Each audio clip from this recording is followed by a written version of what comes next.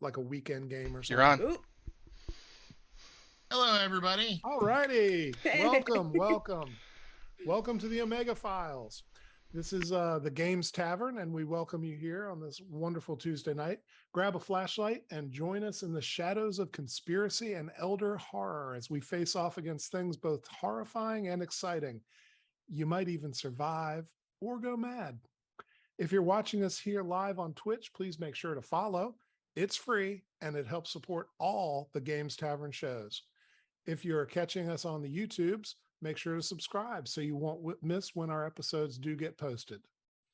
Now, before I get into our story for today, a new one, the Elder Gods have demanded that we provide you with this data feed. Yes, please understand we have a couple of content warnings that are in no particular order of importance for this game. Abuse, animal death, self-harm, suicide, gratuitous violence, needles, kidnapping, death, blood, mental illness, tentacles, mutilations, mutations, shrubberies, insects, birds, blood, that's twice, cats, dogs, drug usage, chemicals, and chemical usage, radiation, blizzards, firearms, blood, explosions, interrogations, clowns, sarcasm, arson, threatening mechanical implements, and something else that I cannot quite remember. Also, the Omega Files stream will feature several points in the broadcast where you get to decide part of the narrative. You get to use this prime feature to vote in the chat to determine an effect somewhere in tonight's investigation. So stay tuned for that. Speaking of that Prime feature, remember if you have Amazon Prime, you could also get a free Prime Gaming subscription. The Prime Gaming subscribers support everyone on the show, and you get access to sub-only emotes and special subscriber-only channels on the Games Tavern Discord. So super fun, and you should do that. Thank you very much. And with all that done, let's get to tonight's show. Actually, let's start with introductions of both players and a very brief introduction of characters. We'll start with our newcomer, Ruby. Hi, I'm Ruby. You might see me on other Games Tab and stuff. And I am playing Harper Campbell, who's a bartender. Alrighty. Rosie, or Sally, I should say. I'm Sally Stardust, and I will be playing Rosie Stone, who is a 70-year-old retired vigilante. Very good. Guy. Hello, I'm Guy. I've also been on a bunch of other Games Tavern stuff, and I am playing Gary Booker today. He is an Aquarian antiquarian who loves long walks on the beach and fighting noodly monsters. Very good. And last but certainly not least, my partner in crime, Sholem. Yep, I'm Sholem West. I am the other keeper for Omega Files, and I'm just taking a break this time. I get to play for once. Well, not just once, but it'll happen more often. And so I'm playing Steve Irwin. He is very, very into animals, but not live ones because he's a taxidermist. Very good. So as we start the game, it is mid-February of 2020 is the year that we are set in. And you are just living your normal lives, whatever that looks like. Harper, I assume you're traveling in the States at this point. Yeah. And you receive a phone call on your cell phone. Hello? This is the home office. Please fly to Indianapolis, Indiana. You have a meeting tomorrow at 12 noon on the canals. Your contact will make themselves evident. And the phone hangs up. Okay. Wherever I'm driving, I do a U-turn to head towards Indianapolis. Okay. So make me a luck roll. We'll see how close you are at that point in time. Oh, great. Well, I failed by Alrighty. 4. So about that time, you realize you're probably a day and a half travel. So let's say you were in Savannah, Georgia at that point, seeing all the beautiful houses down there and enjoying the pirate lore from that area. And so, yeah, you're not going to make it by car. Ah, crap. Okay. All right. I do another U-turn and head for an airport. Fair enough. head to Atlanta so that you can actually catch a plane. Yeah. I don't know that Savannah's got an airport, or if it does, it's small. Each of you receives the same call in turn. And so what I need to know is, Booker, where are you when this Texas. call comes through? Texas. Austin, Texas. Okay. So you would have a difficult time. It's about 18. Oh, from Austin, it's about 22 hours. So unless you're going to drive straight on through the I night. was gonna Forrest Gump it and just kind of like run, show up with a really big bushy beard, maybe. But I don't know. An airport seems like a pretty good safe bet. Fair enough. Steve Irwin. I am actually in Atlantic City in my taxidermy office. Okay. I'll be Probably catching a plane. Plane for you. Yeah, that's what I'm thinking too. And lastly, Rosie, where are you? I'm currently in New York. I don't have any concept of how long a drive that is. Yeah, Indianapolis to New York is probably about what, 13 hours? About 13. Yeah, I can't do that. I'm too old for that. I'm gonna have to get a plane. fair enough. Indianapolis is a minimum of 13 hours from any location. Yeah, wherever you are. Seems like that. Yeah. Including Illinois, which is right next door. Including Indianapolis. I do need each of you to please make a quick credit rating roll. And I only need to know if you fail. Nope. Yeah. Nope. I'm good. Yeah, I Harper? also fail. You fail? I So, fail. So what happens is all of you go in to buy your tickets, and Rosie and Harper, both of you find that you have almost maxed out your credit cards buying that ticket, and you don't happen to have any others with you at the time for whatever reason. So you are going to be constrained with regard to resources for this particular adventure. Okay. With that, you all get on your planes and you fly to Indianapolis, and we will advance time forward to the next day. You arrive after your flight in the morning in Indy, anywhere between 8 and 9 o'clock. And let's see who will be the first one off the plane. Let's see. That will be Harper. Harper, you step off the plane in Indianapolis, and you see a bustling airport full of people that are kind of bleary-eyed. There's a lot of coffee passing you right now back and forth because everyone's trying to wake up. I pull out Google Maps. Fair. See if I can find the canals. Okay. It is several miles from the airport. Okay, crap. What time did I get in? Let's say you got in at 8:03. Enough time to walk there? Potential, maybe. Yeah, you could probably walk there if you want to. Yeah, well, I'm a bit strapped for cash, so I might not be able to get a taxi. That's fair. So I'm gonna just sling, duffel bag over a shoulder and just start hoofing it. Okay. Fair enough. Ooh. I will say, if anyone wants to donate some bits for Rosie or for Harper so that they have a little bit of money to get through this mod. Help us, we're poor. Help. There you go. It's the Twitch we GoFundMe. We can all toss a little bit of money in the pot, maybe get to a hype train. Exactly. So Harper, you gonna begin heading out Yep. of the baggage area? I assume you pick up your baggage and head on. Pick up my bag, start walking, even though I don't think I've been into Indianapolis before, just head forward so I don't look like a tourist and Fair start enough. walking.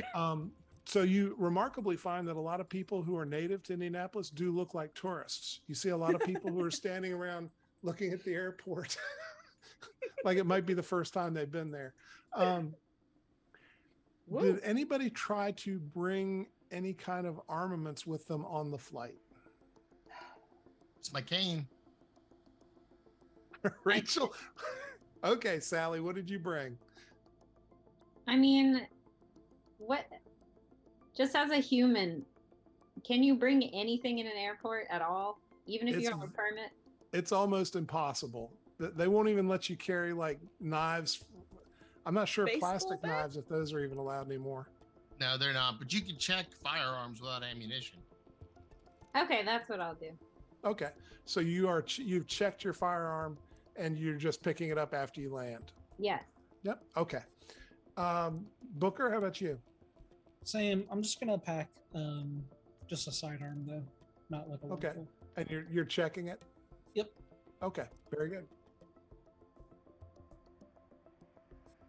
Oh, amazing. Awesome. Thank you so much. Harper appreciates that. Thank Harper, you you for have the $100 cheer. in your pocket now. Now you can get an Uber.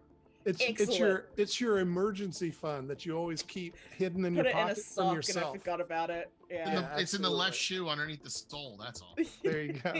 Great. So You put Harper, on you that pair begin of pants walking that you out. haven't- What?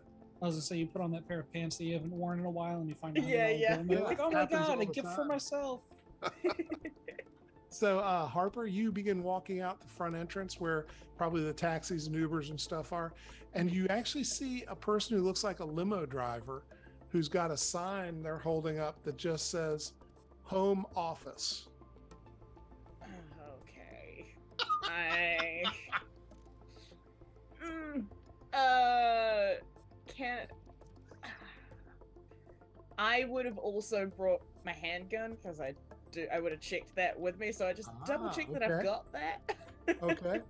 And then can I do like a psychology roll? I guess I just want to check whether this seems like a legit person or if this is just Sure. someone Sure. trying Make to a get people to psychology get roll. in their limo. Guy, you will be the next off the plane some 10 minutes later. I beat it by half. Very good. So you read this guy pretty well. Mhm. He looks like he is uncomfortable being here. He looks like he's not quite sure about being here. Mhm. And the outfit he's wearing, which is one of those nice suits that limo drivers wear, Mhm. doesn't look like it's properly sized for him. So he looks a little rough around the edges. Huh. And everybody that comes through, he does this. He's got to sign up, and he's like, and he's looking at all of them and like jiggling the sign. Yeah, fine. I'll walk up to him. Hi. Home office? He looks at the sign. Yes, that's me. Is it? That's what the sign says. Yes. Okay. Great. Yep. Are you here for or from or Whoa. to or lot something of regarding things this home just- office? Happened on Twitch. Yeah. Thank you for all the Whoa. gifted subs. You knocked Yeah. us up to a hype train level 2. Awesome. Whoa. Nice job, folks. Keep the train rolling. Thank Oh, you. yeah. Thank you for the Thanks 100 so bits, much. Bandwidth Man. All right. Are you I here will for get- me? Are you I here for me? think- Or are you just jacking me around? No. Well, I thought you were here for me. Yeah, I You- am. I'm just, you walked up to me. I've got the sign. Sure. You walked up. And so are you actually here for this? Or are you just Yeah. jacking Can me? I get a ride? Are you like the Wedding Crasher guys where you just show up and try to take advantage of free services? Wait. Are you like that Seinfeld episode where they got in the wrong person's car and they ended up being a Nazi? I got a call from home office, and I'm assuming you want me to get in this car. Oh, perfect. Yeah, I'm here for you. Okay, great. Can you just stand here or in the area for a moment while we get the rest of them? I'm told there are going to be 4 of you. Sure. Thank you, Steve Steve Conley. Conley, for the raid. Yeah. Yeah. Welcome. Yeah. Okay. Sure. Yep. Okay. I'll be right here. So don't move so far that I can't see you. Because if I lose one of you, I'm pretty sure I'm going to get in trouble. Got it. Thank you. Booker, you get your weapon and come walking through, grab your luggage, and you see an interaction happening between what appears to be a kind of wiry limo driver with his hat kind of cocked to the side, and a solid looking young woman, who is questioning him, and he's kind of questioning her. And the only thing about that strikes you as odd is that he's got a sign in front of him that says home office. Well, clearly that's for me. So I walk up and I slap him on the shoulder and I go, Agent Applebottom, great to see you. He looks at you and goes, are you here for this? And he holds a sign up. Yeah. Obviously, how would I Great. know your name? Great. It's not my name. My name is Ted. Couldn't be bothered. Okay. So could you please stand in the general area until I get the other two? We're down to two now. So this is pretty good. Rosie, you're up next. You come walking along and you see two people standing in the vicinity of this limo driver who looks like he's very desperate to find other people. He's literally smiling and leaning towards everyone that comes near him and holding the sign out. But I know Booker. You do know Booker. Did you know when he changed? Oh, yes, you did know when he changed. Mm-hmm. You heading over there? Yeah, I'll be like, All hey, right. Booker! Very good. That's So, my friend over there. Rosie coming. All of the personality in the world is here now. He says, It's been he years says, since I've seen you, and by years I mean like 2 days. How are you feeling? Well, I'm as handsome as ever, so thanks you've That's been true. looking it up for old Booker. ma'am, are you here for me? He holds If up you the are sign. the home office, then yes, I am here for you. I am an agent of the Home Office. I am their representative in this airport at this time. I was sent to meet you.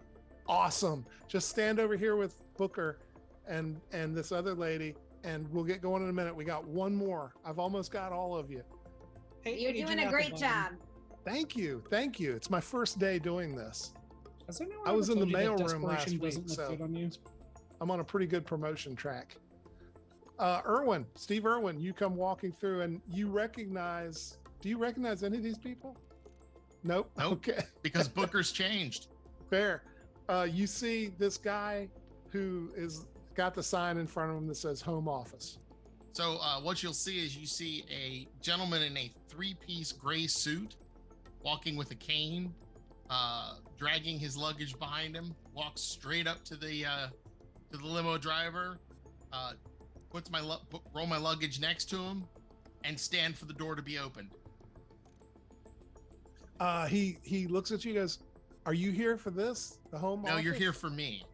Yes. Well, that's true technically, but you're one of the you're here in Indianapolis for this office. yes. Great. I'm here for the Awesome. meeting. He you wearing folds a up the wire? sign and puts it into his pocket and goes, "Okay, guys, come with me." And he leads you out to the limo and opens the trunk I don't trust this guy, but okay. and says, "Feel free, put your luggage in the boot and hop in, and we'll go for the ride that I've been told to take you on." Yeah, I'm good. Hopper, by the way. Harper. Not just other woman. Yeah. Okay, Harper. Sorry, we didn't get a chance to. Honestly, I was kind of anxious. If you want to know the truth, Yeah. I couldn't know it. I didn't know at first if you were one that I was here looking for, or if you might be hitting on me. I'm kind of glad it was the other, because if you're hitting on me, I'm pretty sure I'd have botched that. Yeah, Well- this was a huge success. I've got kind of sweaty palms. Mhm. I think we can stop talking and get in the car now. Oh, okay, good. It's a little chilly out here, yes. Very good. Everybody in the car?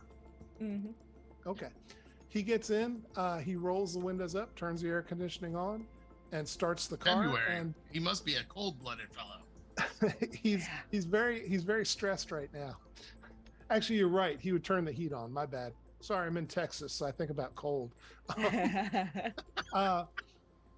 And as he pulls the car out into the traffic there at the airport, the local traffic lanes, he says, "If any of you didn't come prepared, there's a black suitcase. There's a black attaché in the seat there. That feel free to open it, and you can have what's in there if you need it. Just one suitcase for all of us, or one suitcase? It's just one attaché. Yes, ma'am. Okay. I'm gonna open it up and see what's inside. What you see is it's got 4 snub-nosed 38 pistols and a couple of boxes of ammunition. and they're all like in foam insets so that they sit nicely in the briefcase. Awesome. As he turns back, he says, I was told to tell you that those are all from the police evidence area. And so they are not easy to trace. Oh wow, Steve will that's take one. impressive. I Yeah, but, don't like, know why what are you that saying actually it out he says, loud like I don't that? know what y'all are involved with, but that sounds pretty serious to me. Wait, who do you work for? The home office. Mr. Johnson is my supervisor. Oh, okay, so you've actually met them? Well, I mean, it's a remote job. I mean, the COVID, most companies aren't doing anything in person anymore. You just don't seem to really understand what's happening, but it's fine. Yeah, I is just this know call I'm being to recorded pick for you up. quality? I just know I'm to pick you up, give you access to that briefcase, and then drop you off at your destination. Fair enough. Steve's Gotcha. gonna Here we load. are. Steve's gonna load his gun one at a time, very slowly, and then spin it, put it in his pocket, drop some shells in the other pocket. Okay. He says, "Here we are," and he pulls the car over into near the rental lot. He says, "That one's yours," and he points at a white SUV, large SUV, like a Bronco or something. He says, he hands the keys back to you, whoever will take them. I grab him. Okay. He says, I was told to tell you it's a rental. Please be careful with it. They do have the damage waiver, but Yeah. obviously they'd rather not crash cars as a regular business practice. Yep. And I think that's the end of our trip. It's been great. Thank you for riding with me. Do you have directions on where we're supposed to go next? It's No, the canals, no. right? I don't know Oh, where you're well. supposed to go next. He said, Okay. what'd you say? Nothing. Don't worry about it. Okay. I don't I'm know guessing where it's you're going to be supposed in the go. vehicle. But, Oh. I was told not to ask you any questions, and I've so tried why are you not to. talking? Sorry. That was mean. That wasn't a question. No, I said, so why are you talking? That was my question. When He I looks exit very the vehicle- mollified. When I exit the vehicle, I'm going to lean into his chest and say, I, Jeremy Montgomery III, had nothing to do with this attaché. And then I make eye contact and do this with him. Mhm. Yeah, I'll take the attaché too. I mean, might as well. Okay. Just take the whole bag. Yeah. Fair enough. Sure, yeah. So, are you moving your stuff to the other vehicle? Yeah, Yes. I'll grab my luggage and move it into the SUV.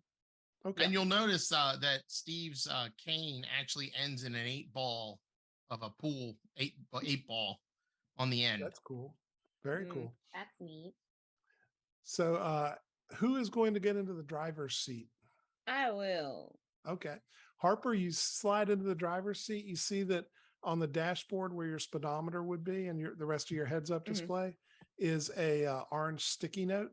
It's actually been attached to it. And it's just got an address. It says Canal, and it's got the address for the primary. What you will find out is the primary gondola dock for the canal there in Indianapolis. Okay. I get my Google Maps and put it in a holster on the dash.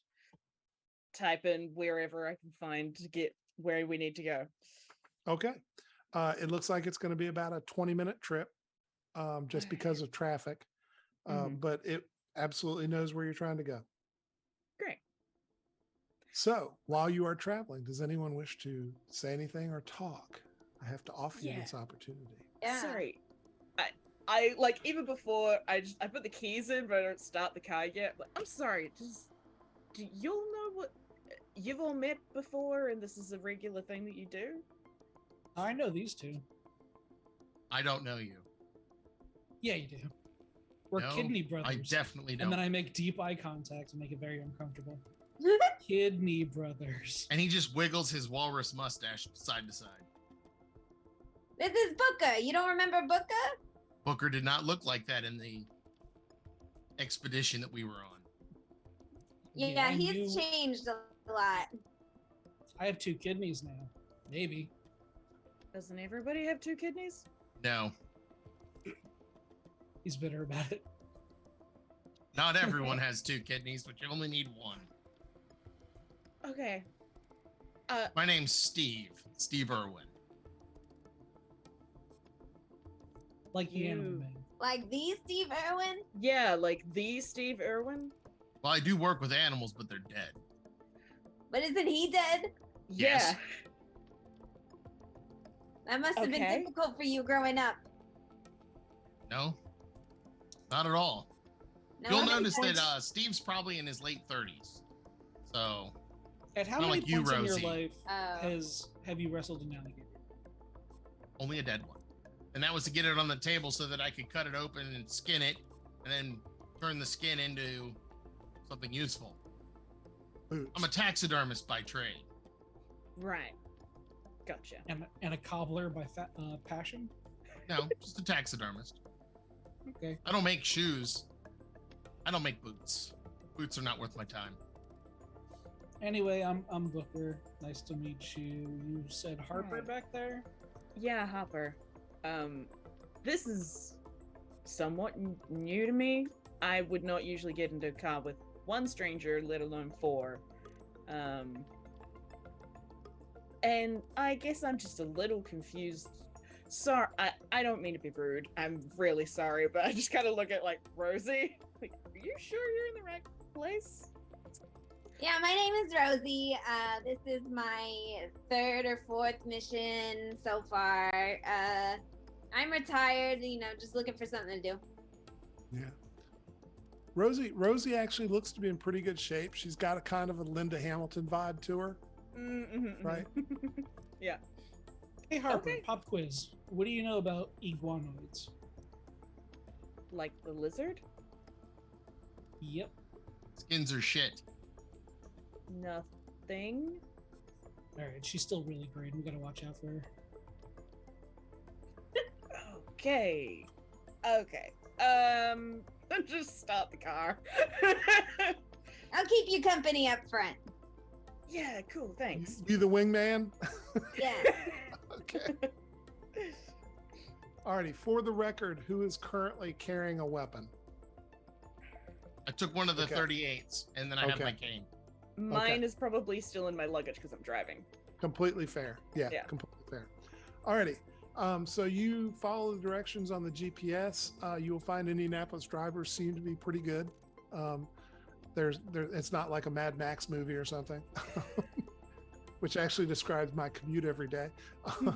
So you get there in about 20 minutes, and it's really very nice. It's in the middle of downtown Indianapolis. It's an area that's been renovated and pretty strongly added to make it a kind of a tourist place and a spot.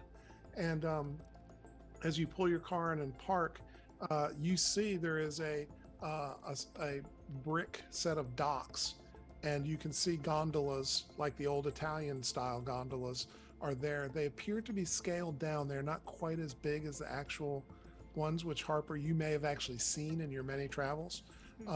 But they are definitely kind of sized right for this particular waterway.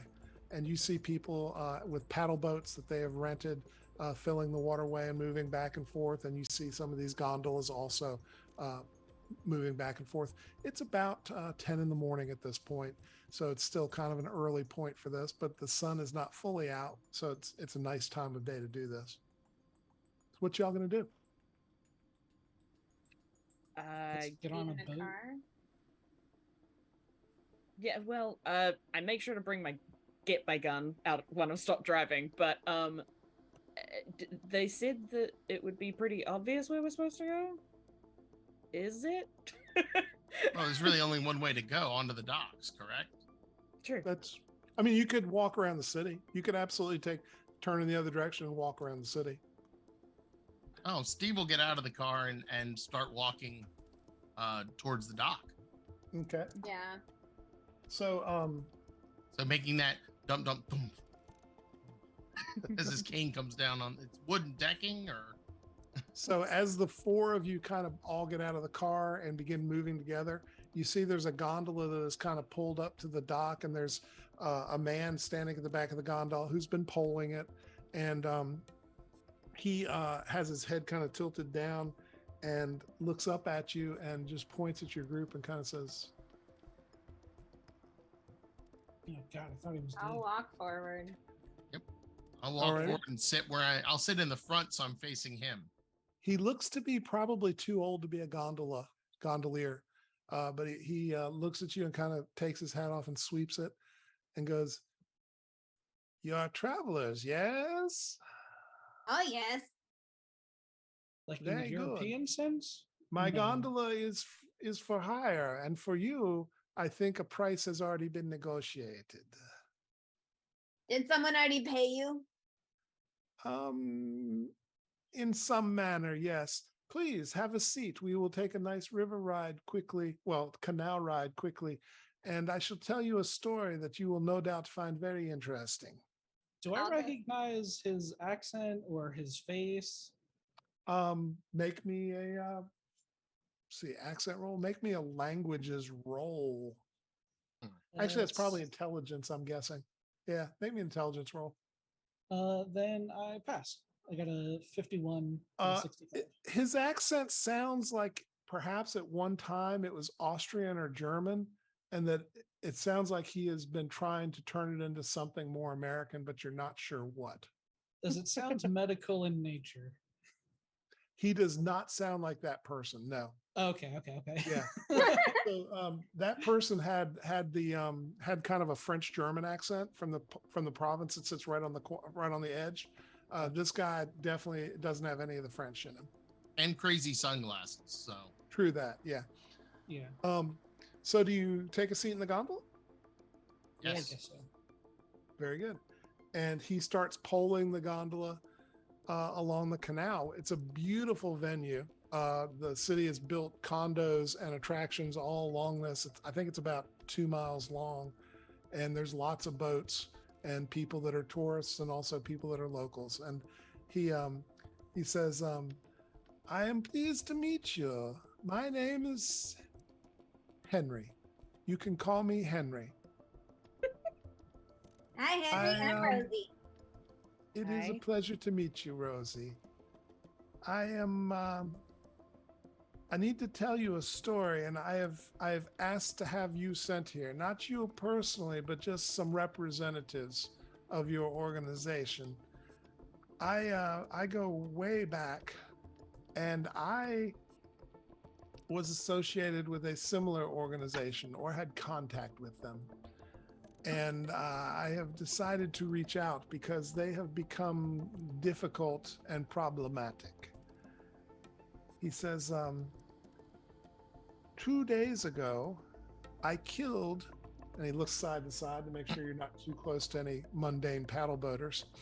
He goes, "I killed an agent from one of your governmental agencies here in the US. He was armed. He was trying to lure me into a meeting, ostensibly about an occult artifact, which he thought I would have interest in. And I do have interest in that, but it was pretty easy to sense that it was an ambush of some sort. So I dispatched with his co-conspirator and then took him back to my workshop." I feel like there was a couple of steps before that you could have taken, but continue. And so I introduced him to the joys of electricity for a few hours. And he confirmed that he had malign intentions towards me.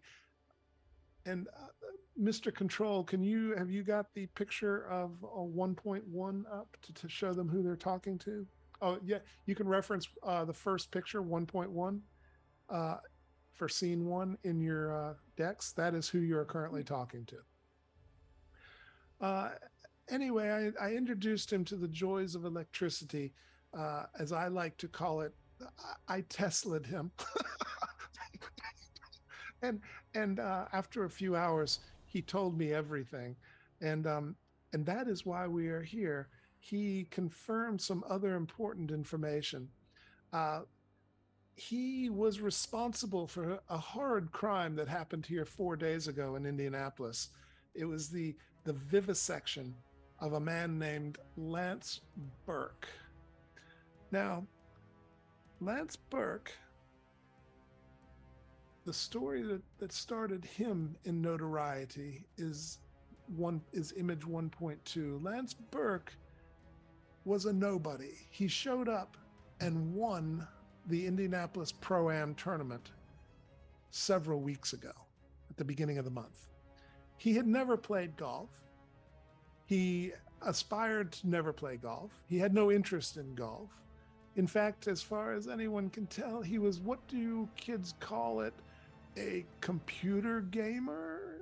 That seemed to be his primary interest. And he came out of nowhere and he won the Pro-Am tournament. Never had swung a club in his life. None of the golf courses in the area had ever seen him. And so one has to ask oneself, how does such a thing happen? He only joined the tournament on a lark. He said he needed the money, and as if he could reasonably expect to actually win it. So anyway, that was his story. He's a local hero, a prodigy, someone who came out of nowhere to do a great thing, or an unusual thing. Great may be overstating it. Anyway, 4 days ago, he was killed by the man that I disposed of after some brutal persuasion. And Mr. Burke is why I've called you here, because I have a sense for some of these things. And when coincidences happen and people die, I have it within my capability to call upon certain sources of information and figure out if there's something abnormal going on. And in Mr. Burke's case, I believe there was. And I believe it will be something that your organization might be interested in. And here is what I wish to convey to your organization. They should leave me alone. I know that they're watching me, and I'm watching them, and I will partner with them when it suits me. But if they seek me out, they too will be introduced to the joys of electricity or something worse. So please convey that whenever you are talking to your handlers. But on to the good part of this story. Mr. Burke was found dead 2 days ago. If you look at image 1.3, you'll see the headline. It is apparent that he was attacked in his home, and then an autopsy of sorts was carried out upon him while he was alive. I am sure he died a horrible death. I would like to recommend, and as he says recommend, gunfire erupts from another gondola. In our direction. Yes.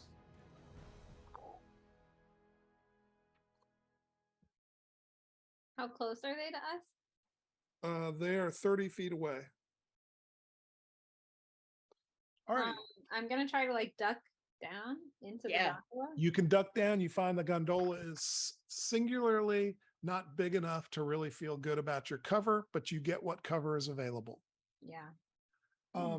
You see coming up as this happens, you see coming up you hear shouts and a few screams and see 2 jet skis coming up the canal towards you from the opposite direction. And there are 2 people on each of those jet skis. Alrighty, so as soon as the madness kind of breaks out, the first thing I'm going to do is reach for my phone and then snap a picture of him with the flash on. Very good.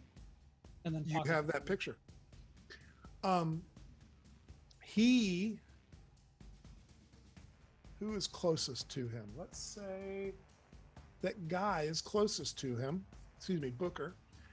Booker, he hands you the pole for the gondola and looks at you and goes, "You will need to steer. We will be going faster now."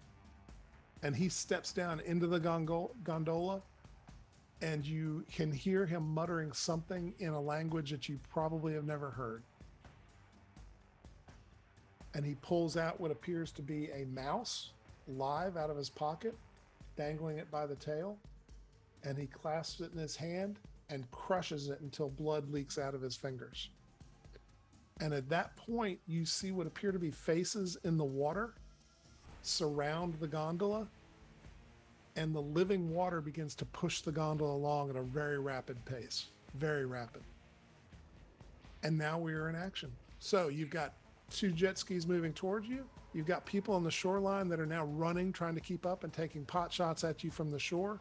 The people on the shoreline are dressed in dark suits. The people in the on the jet skis are dressed in dark suits, which is really inappropriate for being in water sports. But go figure. And so we will start with Harper. Harper, what are you going to do? Ooh, so it doesn't look like Henry actually got shot, but people were shooting at him. You going to stop and take a look? Nope. I'm gonna. We've already been shot at, so. Oh, you have. Self-defense. Gonna pull out my gun and try and shoot one of the jet skis.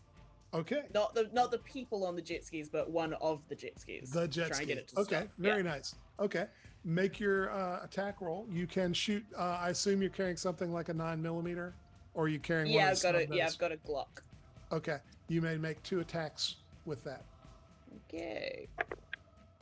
Wait. That's a success. And a fail. So 1 success. Alrighty. You mind if I roll damage for you? Just keep it quick. Yeah, sure, go for it. Okay. Your bullet does hit the jet ski, and does not seem to hit it in an area that does crippling damage to it, but it definitely does hit it. Next up, we've got Steve. Steve is going to use his little 38 and just try and pop the people on shore. Alrighty, make your attacks. That is a 13, so that's going to be a good success. Alrighty. Yes, good success. And then Alrighty. the second and you're shot, you're attacking people or jet skis? people on the shore that are chasing us, taking pop shots at us. Perfect. And the second one is just a normal success. You do hit one of the people on the shore. There are currently 3, and they're moving in a cluster of 3, trying to keep up with you. And you hit one of them in the foot, actually. And they spin around and hit the ground because that hurts like hell. Yes. And realizing that the boat is picking up speed, I'm going to take my bowler off and put it under the seat. Okay, very well. Next up is Rosie. I'm also gonna fire at one of the jet skis, probably the one that she did not hit. Okay. Make me as you're getting ready to fire, make me a spot hidden on that jet ski, please. No, I rolled horribly. Alrighty. So you can go ahead and take your shot. I got it. Alrighty. Your shot hits it in the prow area as it's coming towards you. It does not seem to slow it down, Okay. but you definitely put a bullet hole in it. And with that, we are now to Booker, who's got a pole in his hand. I am going to attempt to steer the boat so that the back end moves in kind of a zigzag so that I can splash up water and kind of obfuscate us as we're getting away. Okay, so you'll find steering with this pole at higher speeds is ridiculously difficult. But it was the job you were asked to do. So Serpentine. While doing that, I'm also yelling to the people on the jet skis, "Where did you rent those? How much?" You will need to make a dexterity roll, and it will need to be a critical success to do anything effective with the pole. Rolled a 26, and so it would have to be at a 13. That's correct. Okay, I rolled a 26. Do I want to burn 13 luck? No, I don't. Yeah, that's So basically, with the 26, though, you are keeping the thing going straight, right? So it's not like it's cavitating or moving back and forth. You're actually keeping it on a fairly straight, which will help the people in the boat that are with you that are trying to do other things. Okay. So from the jet ski number one, the person, it's two people, one's piloting and one's riding. The rider steps up and points what appears to be also a Glock over the shoulder of the driver, and we'll take a pot shot at Sholem, Steve Irwin, and gets a 5, which is a critical success. Yep. So Steve Irwin, you will take 13 points of damage to your hand. Okay. And obviously all that damage can't actually be absorbed by the hand. So the hand is basically just disabled for now. I would have died. All right. Well, with 13 points, Steve's going to slump into the boat. Okay, fair. Well, what I'm saying is you can't take that many points just to your hand. So cut the damage in half and just make the hand disabled for now. He's playing dead. That's fair. Good strategy. So the other person stands up on the second jet ski, and the three of you who are not playing dead in the boat see a horrifying sight. You see they appear to have a light anti-rocket, like a rocket launcher. They appear to have a light anti and like an old bazooka type thing. It looks like a Stinger missile. And they're currently wobbling back and forth. It looks like they're trying to get a good bead on y'all so that they can launch.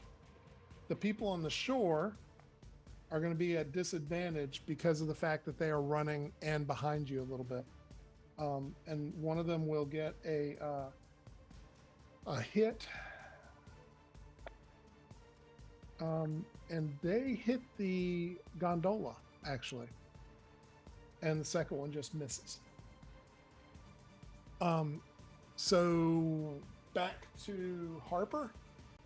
Okay. Oh, and the Henry, your contact, is still standing in the middle, and he's gesturing at the sides, and it seems almost like a puppeteer manipulating whatever these things in the water are.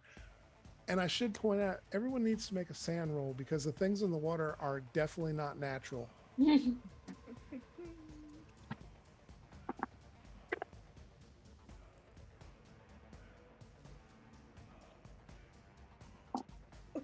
I got an odd 7.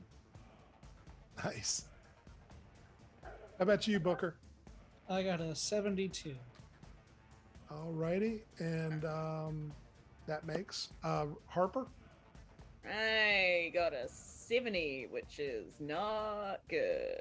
You will take a little bit of damage there, yes. Yeah. Could be worse. You could be down a hand. It could be. Steve Irwin, you made it, yes? Yes, I got a 7.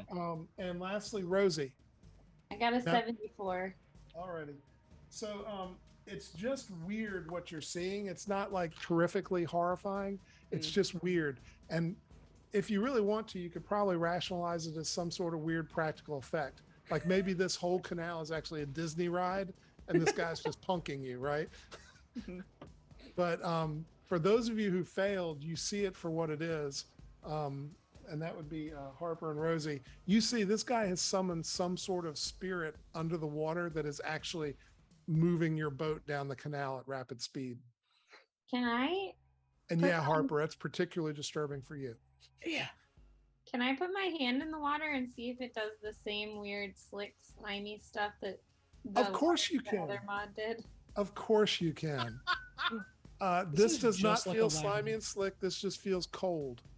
And you take a point of damage.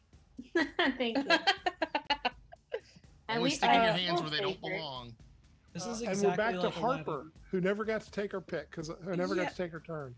I think being slightly freaked out by water spirit, she's just focusing on what she kind of knows. So she's gonna try and go because she just seems Steve pass out. So she's gonna try and go over and check that he's stable or get him stable. Okay.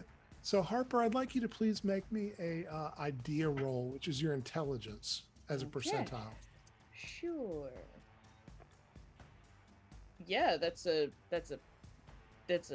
10, so that's a crit. Oh, that's really good. So Harper, as you're leaning down to look at him, you kind of are reflecting back because you're under stress and time kind of slows down. You're reflecting back on that weird interview they did with you after the Ghost Chasers episode, where you couldn't understand why they were interested in you, and you certainly couldn't understand why they were actually asking about all this supernatural stuff and things you'd seen and hadn't seen. And all of a sudden it occurs to you, they were all nosing around trying to figure out if you'd seen something like what's in the water right now. Everything it's all a singularity for you. It's all come together, and you now realize people who've seen bad things have recruited you into an organization where you will see bad things. Okay. Steve, how are you? Harper leans over. Steve's at halfway. He's actually trying to reach for the gun that was shot out of his hand. But That's he's fair. playing dead while he's trying to pick it up with his offhand. That's fair. So roll me a high-low. If you roll high, then your good hand, your dominant hand has been hit. I figured it was the dominant hand, so... If that's the way you want to play it, that's fine. Absolutely. The gun got shot. He got shot through the hand. Would have done more damage if the gun hadn't been in the way. True. So Steve, you're up next. So yes. Okay. So Harper, Steve seems to actually be functional. Okay. He might be playing possum. Yeah. I think she's probably still a little bit too scared to engage with the other shit. It is I can deal with a hand wound that I'm used to. So just grab something. You're and trying to find some grounding in this, right? Yeah. So you bandage up his hand a little bit. Yeah. And in fact, as you're kind of looking around, Henry, he's kind of standing right above y'all because he's at the middle. He's almost like a mast on this boat right now. And he looks down at you, goes, There's a first aid kit in the bench where I was standing. Great. Go and grab it. Steve Irwin, she's bandaging you up. You can get the pistol that was loose. Okay, I'll pick up the pistol. I'm like, fight now, bandage later. All right. Fair enough. Steve, you gonna shoot? No, because I only have 4 more shots, and this one is I didn't really have a lot of good time to aim with my offhand, so I'm gonna wait. That's fair. Okay. Booker. Actually, excuse me. Rosie's next. Booker always goes last because he's the steerer. Rosie. Are the jet skis gaining on us? Are they catching up? The jet skis have actually passed you and are circling back around. They are moving faster than you, but not by so much that they can lap you. But as they pass, the guy with the gun appeared to be working on trying to get it to unjam, and the person with the rocket launcher is still trying to get enough stability that they can actually take a shot. And you see as they're turning around, they're tapping the pilot of the driver of the jet ski, and the jet ski's actually stopping so that they're kind of just no longer moving, which will give them a more stable platform to try to fire at you. Okay, I'm gonna try to shoot the person with the rocket launcher. Alrighty, great choice. You may take 2 shots, Rosie. I made my first shot and my second shot. Very good. Both of them? Yes. So you hit the person with the rocket launcher, and you hit them in the shoulder, and you see they're having trouble. They've got the rocket launcher in the other arm, and they're trying to figure out how to get it up on their shoulder, and they're hitting the person in front of them what the hell, help me out here. So yeah, you've definitely good shot, Rosie. Alrighty, Booker. This thing's still moving pretty fast, not quite jet ski fast, but close to it. Is there anything else in the boat that's loose besides the stick? Are there any oars or anything? There are no oars in the boat. It's all poled. Is there a backup pole in case this one falls out? Make me a luck roll. That's a 22. There is a pole there. Yes. All right. Well, I'm going to take the pole in my hand and I'm going to throw it javelin style at the person with the rocket launcher. Are you going to throw it or just joust him as we go by? They've already gone by and they're trying to circle back around, but it's not a long throw. It's only about 25 feet. Okay, I do that then. Make a throwing roll. That's a 001. Awesome. Nice. Oh my god. So a blunt kill 'em. spear, I'm going to say does a D4 of damage plus your damage bonus, whatever that is. That's 3 on the D4, and my damage bonus is 1d3 plus DB. I don't know what that means. What's my damage It's D3. bonus? Yeah, so unless you roll have a damage bonus. Yeah. Yeah, roll a 6-sided and divide it by 2, basically. Okay, so that's an extra 2. So Alrighty. 5 So damage you total. hit the guy with the spear, basically, and you actually hit him right in the head. So he's sitting there slapping the guy in front of him with this rocket launcher balanced, and he turns just as your blunt spear strikes him in the head, and it cleanly knocks him off of the thing, and the rocket launcher tumbles into the water. Yeah. I grabbed the extra stick and started steering again. Please make me another luck roll. Oh God. 58. And that is still good enough, Booker. Very good. Oh no, yeah, no, you have missed. You had a 56 luck right now, so you actually failed that, and the result of that is you hear a muffled sound coming from the water underneath the jet ski, and you see the rocket come out of the water on a trajectory. It apparently fired as it hit the bottom, and it lifts into the air. So I need one person in the group. The group can nominate who they want to make a luck roll to see if this missile is going to strike the boat or fly off. Who's it going to be? Group? It shouldn't be me. Let's say Rosie. I'll do it. Yeah. Alrighty, Rosie. I got a 61. And your current luck is 67. Oh, So- rude. So you made it, Rosie. It was by the skin of your teeth, and the missile literally flies across the top of the boat. It doesn't hit it, but it flies literally at like this much above the boat. And even Henry, who's standing there trying to keep it all together, has to turn and keep his hands on both sides so that it won't strike him dead smack in the pelvis. Does it hit the people on the shore? It flies past you down the canal, and you can see as it's going, all these paddle boaters and other people who are on some gondolas are screaming, and you can hear shouting and pointing. And sure enough, down the way, probably about a mile, it strikes a pedestrian bridge and explodes. So a huge ball of smoke goes up. Why didn't we get one of those? Luckily, RPGs and AT-4s, which are the most common kind of rocket launchers, they have to travel at least 35 meters before the round actually arms itself. So That's really good. we wouldn't have exploded, but It would have Henry hurt. looks down It at would you, hurt. guy.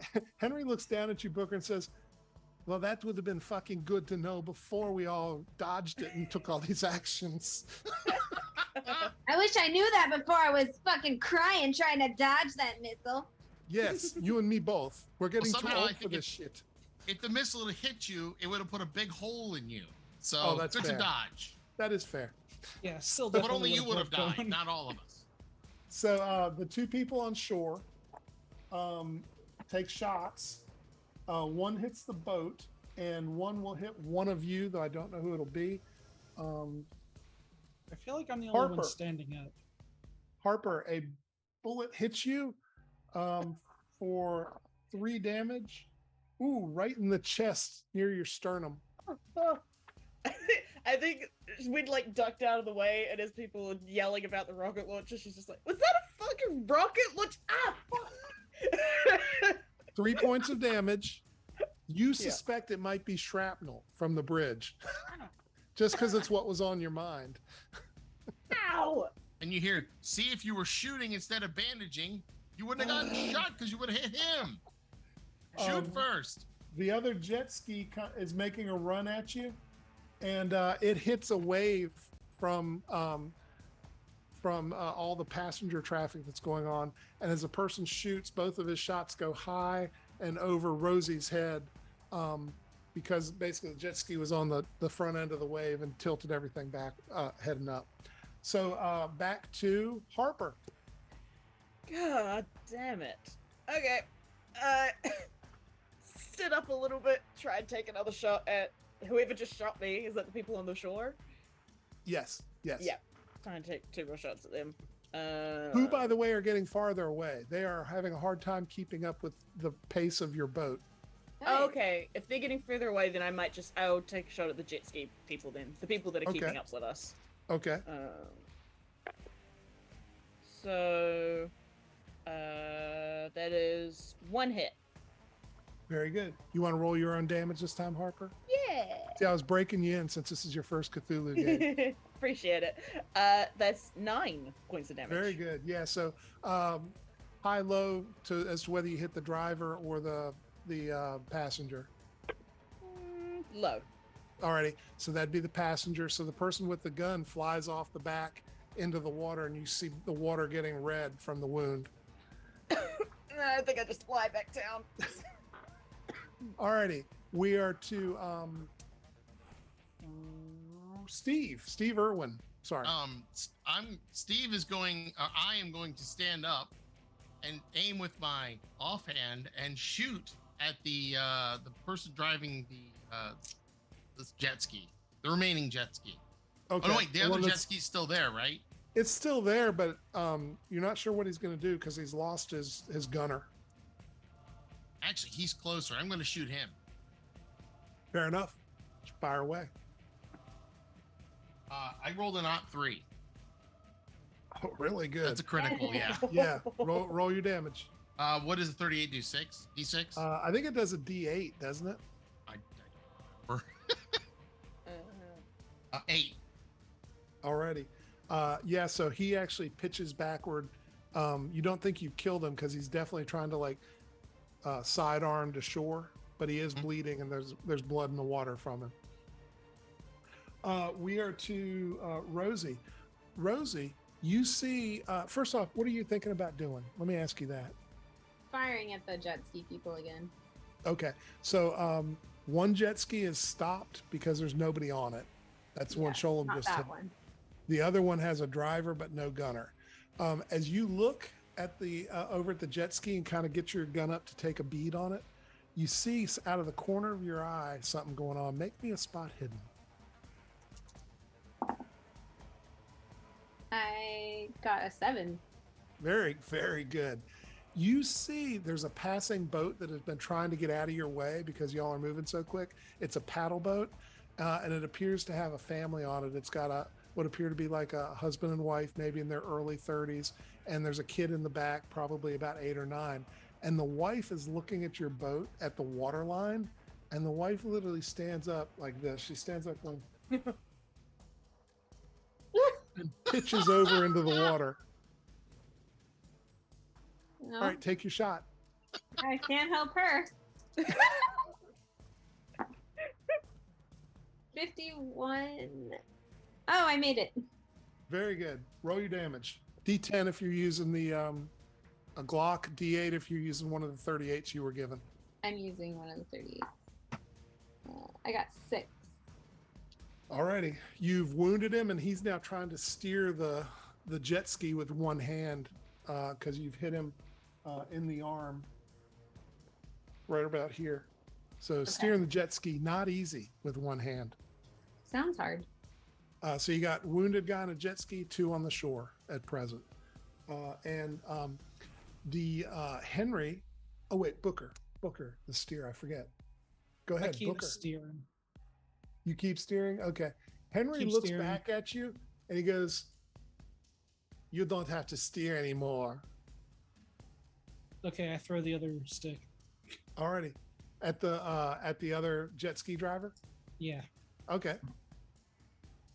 11. What's my throw? Really good. Okay. Whoa. Roll that damage again. Guys, I'm going to join the Olympics. I didn't see blunt spears as being a primary weapon of engagement here, but clearly I missed something. It's where you shine. There That you go. is 6 points of damage total. Awesome. So you have actually put the spear right into his throat, and it doesn't penetrate, obviously, but you do think you basically throat punched him from about 25 feet away. And he's at the jet ski going, and he actually just kind of keels over into the water and goes under. Guys, I think I'm real good at sticks. You got quite a throwing arm on you, don't you? So Henry Come with the new looks at body. you all and says, "Get ready, we are going to beach." And he begins gesturing with his hands, and the boat is moved at high velocity towards the shore, which in this case is not like a flat shore like you get at a lake or a beach. It's more like a canal where it's like a foot of stone and then walkway above it. And so he literally puts the boat onto the stone, and you can see all these creatures. Is anybody looking at the creatures, or are you I am. intentionally not? And I'm going for my cane before it rolls away. Okay, who's looking at these creatures? Rachel? Anybody else? I just got shot. No. Okay. All right, Rachel, make me a sand roll. 45. Very good. So you're getting a little more used to this, but I will tell you, you are sure this is not a practical effect. There is no Hollywood punking going on here. This is real. And you can see them actually come up out of the water a bit as they lift the boat towards the edge and literally propel the gondola onto the shore. In the midst of a very surprised and panicked crowd. What do they look like? The spirits, it looks like a bunch of, if you were to take a bunch of people, older men and women with no hair and a lot of wrinkles, and then shrink them down to about half their normal size, and they're very, very thin and lean. Interesting. Yeah, so maybe if it was like a bunch of little people that I've described, but they were also emaciated. Starving Oompa Loompas. There you go. Boats on the shore. You see the two remaining people in suits running towards you. It's a man and a woman. We are to Harper. Okay. Do we Oh, need and to... Harper, I will tell you, since you're a visitor in this country on this Yes. occasion, people are screaming. Contrary to the world's view, this is not normal. Yeah. That actually kind of, yep, cuts off what I was about to say, but yeah. She sits up a bit. So, is someone gonna deal with all of them after this? What do you mean by deal with them? Like, do we need to keep up appearances? No. No, keep shooting. Okay, great. I'm just gonna take another shot at the people Shoot running first, towards questions us. later. You can, of course, take 2 shots, Harper, if you Yeah. wish to. I will do so. One of them misses, one of them hits. Alrighty, roll your damage. Boop. 1 point of damage. Alrighty. You hit the woman in the skirt, again in the ankle, and she kind of spins around and hits the ground, and you see her on the ground laying sideways, pointing her gun at your group. So you can tell she's not able to walk normally, but she is still very focused on the mission. We are to Steve. All right. I will shoot at the other one that is still advancing on us. Okay. I rolled a 100. Nice. So That's why I don't use silencers. They jam the weapon. so please make me a D10 roll. 3. Steve, before we do this, you can't unlock a 100, can you? No, you can't unlock a 100, but fortunately, revolvers don't blow up. That's fair. So would you like to push it instead of taking the 100 and whatever that entails? I will tell you that if you push it and fail, it will actually be a misfire that could do damage to you. Oh, why not? I'm already down one hand. Okay. I got a 39, which is just under a hit. Very good. So it definitely is a bit of a bad fire, and it will do 1 point to you as it kind of just, the flash powder itself is more than it should be, but the bullet does discharge correctly, and you do in fact do damage to him. Or who are you shooting at? The woman? The one that was still standing up. Okay, the man. Okay. Roll your D8. 2 points. 2 points. Alrighty. And you hit him dead center mass. You think, based on his lack of a reaction, that he's probably wearing a vest. I'm done. We are to Rosie. If I shoot at the person who's on the ground, do I get advantage? Schultz, is that a thing? Not really a distance, but I mean, you can take one aim shot for advantage. There you go. How do you do that? Oh, I see. You just take one shot and you can roll advantage on the dice. Oh, cool. I got a 23. That's pretty good. That is good. That is a half success. Nice. So you and this is the woman on the ground, right? Mm-hmm. Okay. Roll your damage, Rachel. Is it just the 1d8? It's a D8, and I'm going to add a little bit of damage on my end because it was a really good success. I got a 7. Awesome. So yeah, you hit her in the arm that she had the gun held in, and that arm goes limp. You think you might have hit the bone because it really goes limp fast, and the gun clatters to the ground. We are to Booker. You're out of spears, buddy. So both people who are chasing us, one of them is down and lost their weapon, and the other one is still pursuing us? The woman appears to not be moving, Okay. and the man appears to be moving towards you with a gun drawn. Quick, Okay. use your blunt spears that are inside your gun. And how far away are they? Let's say he's about 40 feet away. 40 feet. Okay. I am going to draw the sidearm that I had packed. Booker bought a Deagle 45, took one shot at the firing range and went, "Owie, this is not for me." And so he draws a 9mm Beretta Alrighty. and just takes like a shooting stance and Okay. tries to take a nice shot. Are you going to take a single shot at advantage, or are you going to pop 2 at him at normal roll? I'll take a single shot at advantage, Okay. which is good because I got a 92. That is a 32. What a huge difference that made. roll your damage. What is the damage for like a 9mm? It's a D10. D10. Okay, that's this one. Nope, that's a D12. D10, the one I've been rolling the whole time. That's 6. You hit him in the forearm, and he has also dropped his weapon. He's got Because 4 of the arms. What impact. the fuck? You going to take a second shot? Or you took advantage? Yeah, I took advantage. And lastly, we are to him. He, on his turn, takes off running into the crowd, and people are standing back and screeching and oohing and eyeing. But you think that you're going to have to chase him, and you'll, of course, have a difficult time hitting him with a crowd around him, though I will leave that to you to make decisions about. Henry watches him go with kind of a wistful look in his eyes, and he steps out of the broken gondola and towards the woman. And as he's going, he turns to your group. He says, "We will need to leave quickly, but we have a little business first. Yes?" Yes.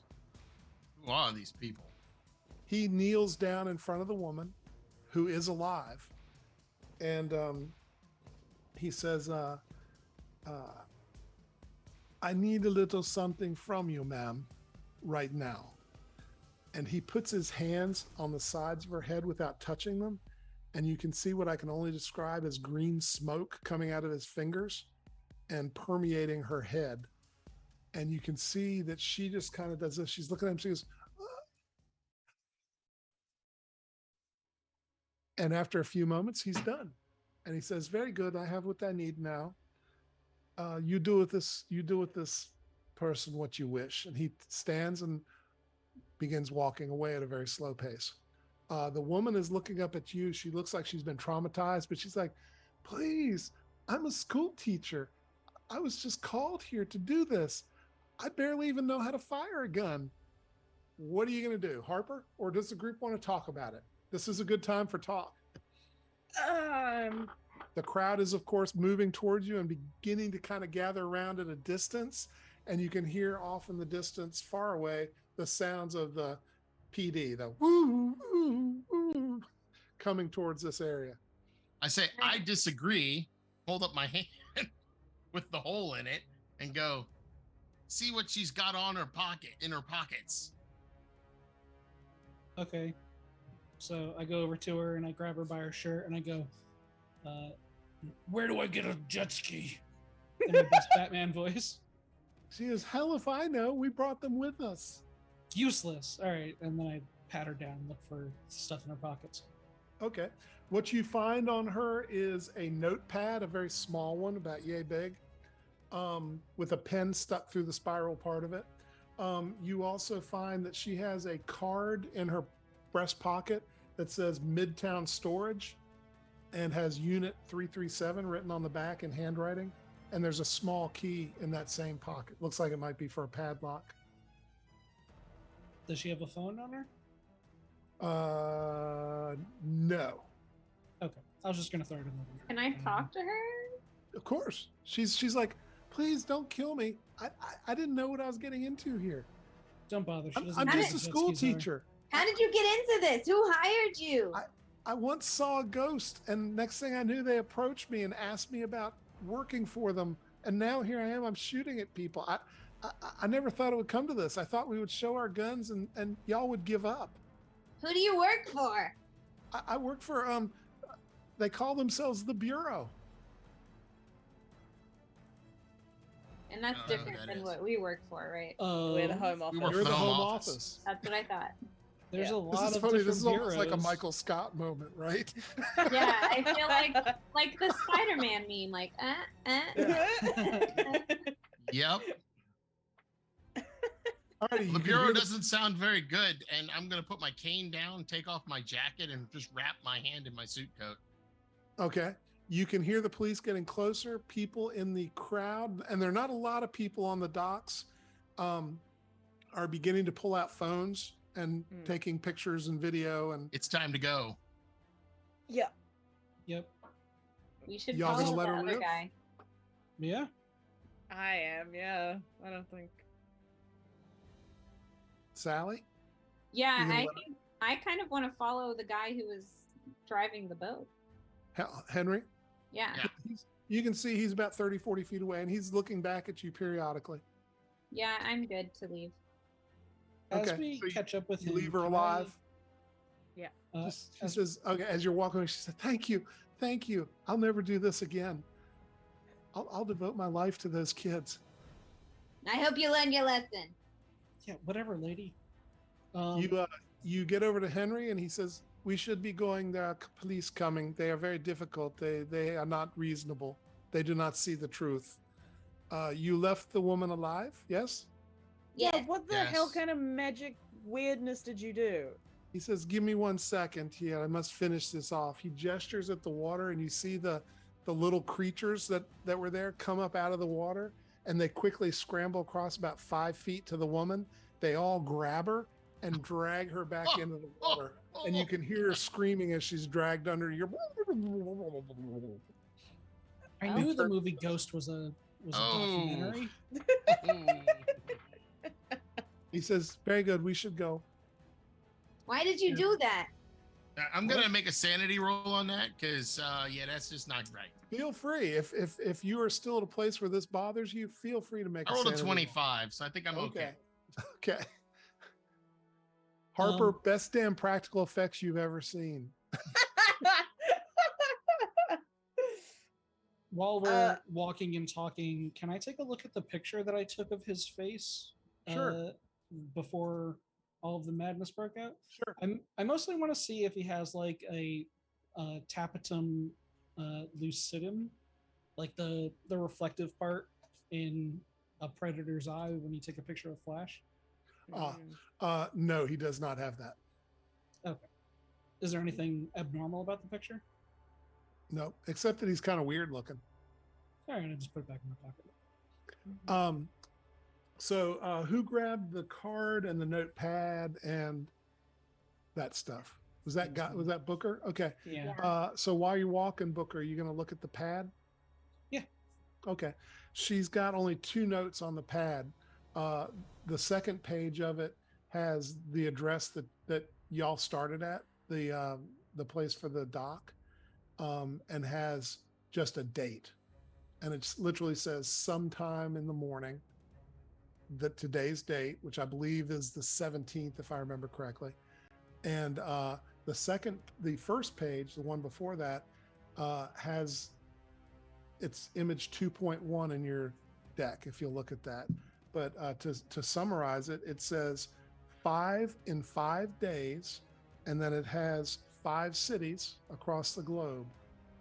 And the first 2, I believe, are Bangkok and Paris. Am I correct about that order? Paris and Bangkok. Okay, sorry. Paris, Bangkok. Bangkok has yesterday's date scribbled next to it. Paris has the day before's date scribbled next to it. And then it has New York City, London, and Seattle with no date scribbled next to them. Huh. These guys are doing fashion shows. I don't think it's fashion shows. I think it's maybe. And so as you get a block or 2 away from this, and you're away from where the sirens are, you can see a lot of police have showed up kind of in your wake. And Henry says, well, very good. You seem to be, yes, you seem to be fit for this task for sure. I see you have gotten some droppings of information from the she-devil, and you seem able to take care of yourselves. And so I think it is now time for Henry's part of this to disappear and to end, because I am not cut out for all this work. Is there Sorry, she-devil? Oh, the school teacher. Right. Is that... Were look you at just your using friend's a turn hand. of phrase? Or... No, look at your friend's hand. Okay. All right. You didn't answer my question. What was the weird smoke bullshit? Oh, it was a minor summoning. Can you teach me how to do that? You have interest? Yeah. Give me one moment. He pulls a small, what looks like a diary, maybe like a 6x9 diary out of his pocket, and begins flipping through it. And he actually pulls hard and gets what appears to be a thin leather page out of the diary. And he hands it to you. He says, this will help you. It is, well, I call it, my name for it is consume memories. But it will allow you to take the memories of others and have them as your own. They are not quite normal afterwards, so be careful. And some of what you see may stretch your sanity a bit, so be careful. You remember that it's not yours? Oh, yes. Interesting. Oh, yes. It is very valuable. It What is do the not memories as much taste fun like? as the joys of electricity, but it is faster. All right, I'm gonna leave that alone. Thanks. You are welcome. And now I will bid you adieu. Good luck to you in figuring out what is going on here. And remember, what are you going to tell your people? Nothing. Leave you alone. You'll contact us when you want to work with us. Yes. That's what we're telling them. The last group, those Bureau, they would not leave me alone when I wished to be left alone. And now they are in the water, so to speak. No, they're literally in the water. He tips his hat, good day, and he shuffles off down the street. You think that guy was wearing a wire? I doubt it. I sincerely doubt he was wearing a wire. Not with him doing all that stuff. Maybe a magical wire. What does Steve's hand look like? Is It's got a hole in it. It just has a hole in it. It's not like in tatters or anything. It's not a huge hole. I mean, it's a hole, but it's not a huge hole. Okay. All right. Yeah, I just can't use the hand. It's got a nice hole in it. Doesn't appear to have hit any real bone that matters. So hopefully I'll have full functionality. Yeah. You can probably heal it up enough to actually start using it within a few days or maybe a week. Yeah, I just need somebody to wrap it up for me so I can change my suit coat. And I believe Harper did that. Yeah. Oh yes, that's right. Mm-hmm. but I would appreciate getting back to a first aid kit at the car. Well, Harper, make me a luck roll.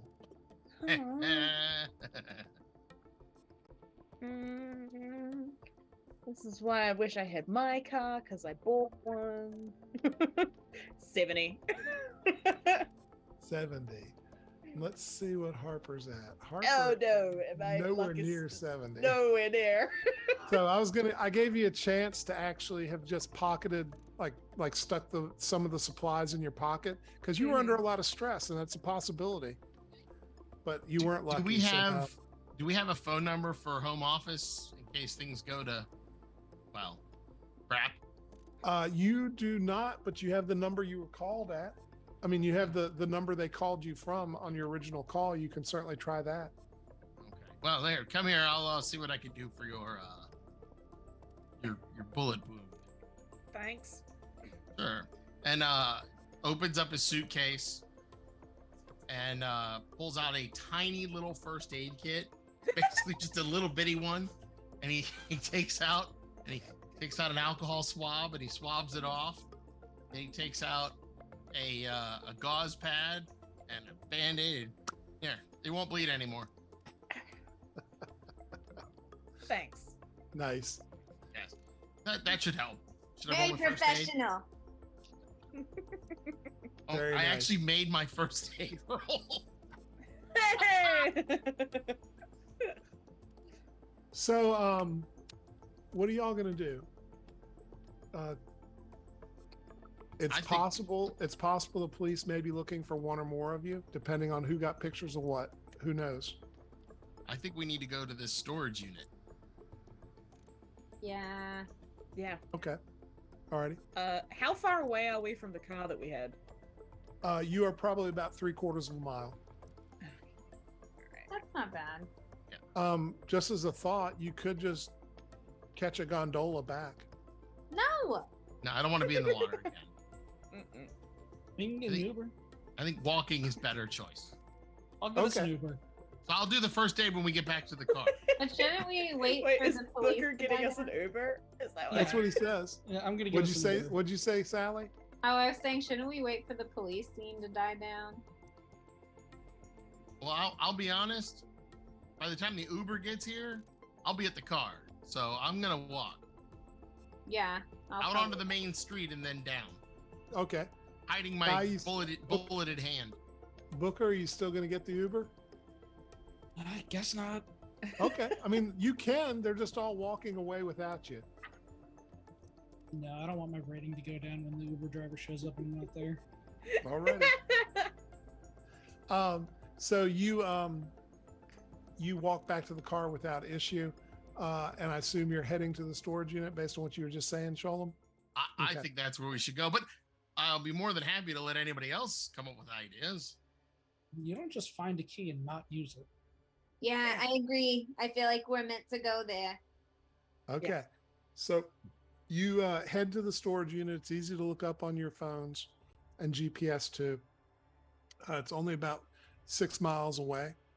And you get there, and it's one of the storage units that's easy to get. I mean, it's easy to get into in terms of accessing the unit.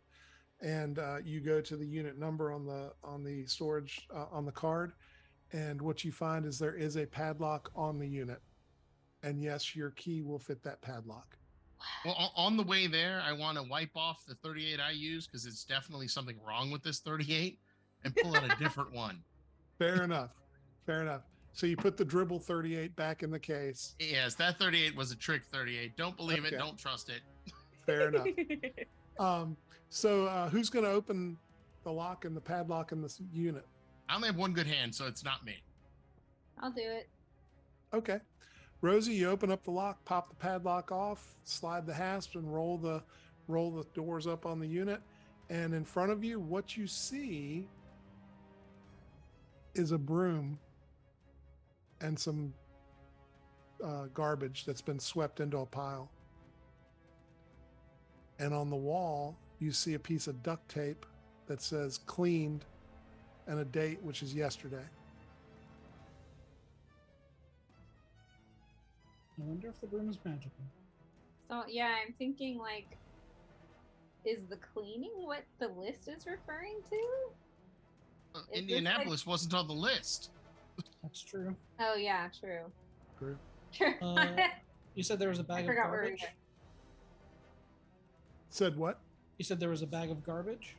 Not a bag. It's just a small pile of garbage. It's like if you went in and cleaned a storage unit, it's the pile of stuff that would accumulate. The dirt. Okay, is there anything in there? Oh, so make me a spot hidden. And this is a qualitative check. You're going to find some stuff regardless. I'm going to find all of the stuff. No, I'm not. It's a 92. Okay. So you see in here, there is some wire clippings, like someone's been doing some electrical work, like maybe wiring something in here. There's a balled up piece of paper, a bunch of what appears to be maybe dog fur, and of course just dirt. Dog fur. What if we What's- unball the paper? Well, does it say anything? It just says yesterday's date is the only thing on the paper. Oh wait, I'm that's going- not fair. It says relocate and yesterday's date. I'm going to look for a dumpster on the property. Of course, there's like two. Wait, does that mean that this was relocated to whatever the second place was? Bangkok? Hey, that doesn't make any sense. I'm gonna pick up the dog fur. Okay. Is it dog fur? Being a taxidermist.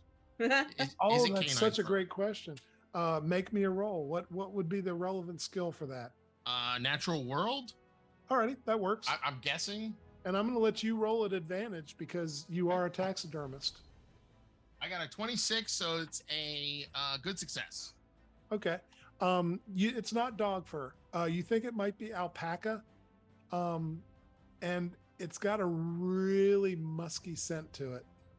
Okay. Alpaca. And I pocket the fur. Alrighty, Looks in. I need further examination into this fur. fair. When you do I that, just- I'm going to lean down to like track and take some of the dirt, put it on my tongue, spit it out. And you made a face at me smelling the hair. I saw somebody do that in a movie. I'm not sure what they gathered from it. A dirty tongue is what they gathered. It tastes like dirt and maybe some paint flecks. Very earthy, and it tastes of childhood. It's Yeah. earthy. So I will tell you, you're not going to find anything else here. This has been whatever was here has been gone away. Uh-huh. Okay. Oh. Maybe The dumpsters, Rosie, the dumpsters won't yield anything. I mean, they'll yield a bunch of weird stuff, right? But nothing weird like you think of it. Okay, that's what I was looking for. Yeah. maybe there's like someone was living here, maybe that got relocated. It's a 10 by 10 unit, so maybe. Possible. Well, they were just storing goods until the coast was clear. Where would There's a they That's lot go of to the possible. trash. bathroom? But Hmm? yeah. It's like, where would they go to the bathroom? Good That's question. why I was saying goods, not human waste. Might have a camp toilet in here. That would be possible. It would still smell. Somebody would Yeah, it notice. would. So, what y'all gonna do? I think we need to go and look into that fellow who was murdered. Was it Mr. Lance Lance Burke? Mr. Burke. If you remember, you had a news clipping, and that news clipping doesn't give his address, but you can easily do some other searches and figure out where he was living. Mhm. And is that where you're going to go? Are you going to do anything in between? Bandage up, re-ammo, anything like that? Or are you heading directly for Burke? Yeah, I'm gonna reload my gun and try to patch up Harper. Well, I Okay. succeeded on my first aid roll on Harper, so Very good. Is she What does that healed? restore? 1 to 3 hit points. Okay. You want to roll it, or you want me to roll it? You can roll it. 2. Hey, Hit I'm points back, basically Harper. at full. Yeah. I'll be more than happy to have somebody look at my hands. I'll look at your hand then. It's these are my priceless tools. I think your dream of being a hand model is over, Sholem. That's I got a normal first aid success. So how would that? It's a just D3. D3. Yeah. You got 3. Oh, thank you very much. Yes. There you go. I feel like I could mount a squirrel now. Very good. It's Maybe- small. maybe give it some doesn't take time. A lot of strength to do the squirrel. Fair. I'm a taxidermist. What did you think I meant? So, That's disgusting. I could read your mind, and I don't even have those abilities. are you taking off for the address of Mr. Burke? I think we should. Yeah. I think we need some coffee. But yes. Okay. All righty. I'm gonna sit in And- the back seat and look over the page that I just got with the spell on it. So you pull up to Mr. Burke's house. It's probably about 2 p.m. at this point, based on everything else that y'all have done. Mhm. And you see there is a crime scene tape across the door in multiple places, and the house is locked. And so as you get out of your car and look at this murder house and consider how to approach it in this nice cultivated neighborhood here in Indianapolis, it's a great time for us to take a short break. Hey. So we're going to do our breaks a little bit different. We're going to have Sholem do the quick announcement. And then what we're going to do for the audience, we're actually going to take breaks in 2 waves so that you will always have someone here smiling, grimacing, or mocking you, depending on what's going on. And we'll be glad to take some questions from the audience. And so this is going to be kind of a question and answer time and an interaction time. We're going to see how that works and see if anything comes of it. So Sholem, go ahead, hit the announcement. All right. So remember, if you have Amazon Prime, you can also get a free Prime Gaming subscription. Prime Gaming subscribers support everyone on the show, and they get access to the sub-only emotes and to a special subscriber-only channel on the Games Tavern Discord. And remember, you have to redo that Prime every month when it expires. So don't forget.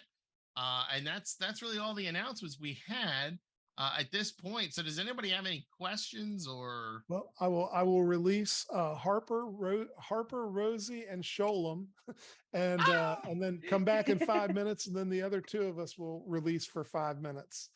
Awesome. Alrighty, audience, what you got?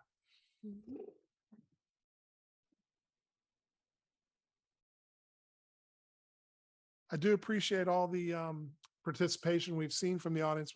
We've had some good participation in terms of making some decisions about what we put into the show, and also obviously the bits and the claps and the support and the ideas. And the hype trains. We have a question from Jack RPGs. How long have y'all been playing Call of Cthulhu?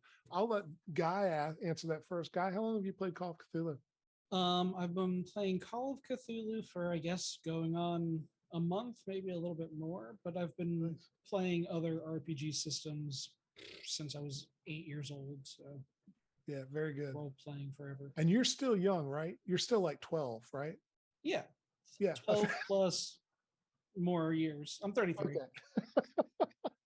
So I've been playing Call of Cthulhu since I think 2003. And in fact, this Omega Files game is a 3rd generation evolution of a game that Sholem and I ran on the convention circuit all over the East Coast and even out to California for the better part of 10 years. And we kind of mothballed it for a little while and then brought it back out when we were approached by the Games Tavern to provide a Call of Cthulhu product.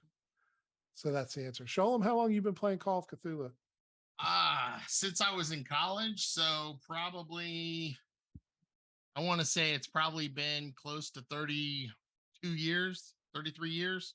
That's a long time. Yeah. That's a really long time. Yeah, I thought I heard my name mentioned, so I figured I would come back to say hello. I was giving them the backstory of this game and the fact that this is basically a 3rd generation version of this kind of campaign that we're running.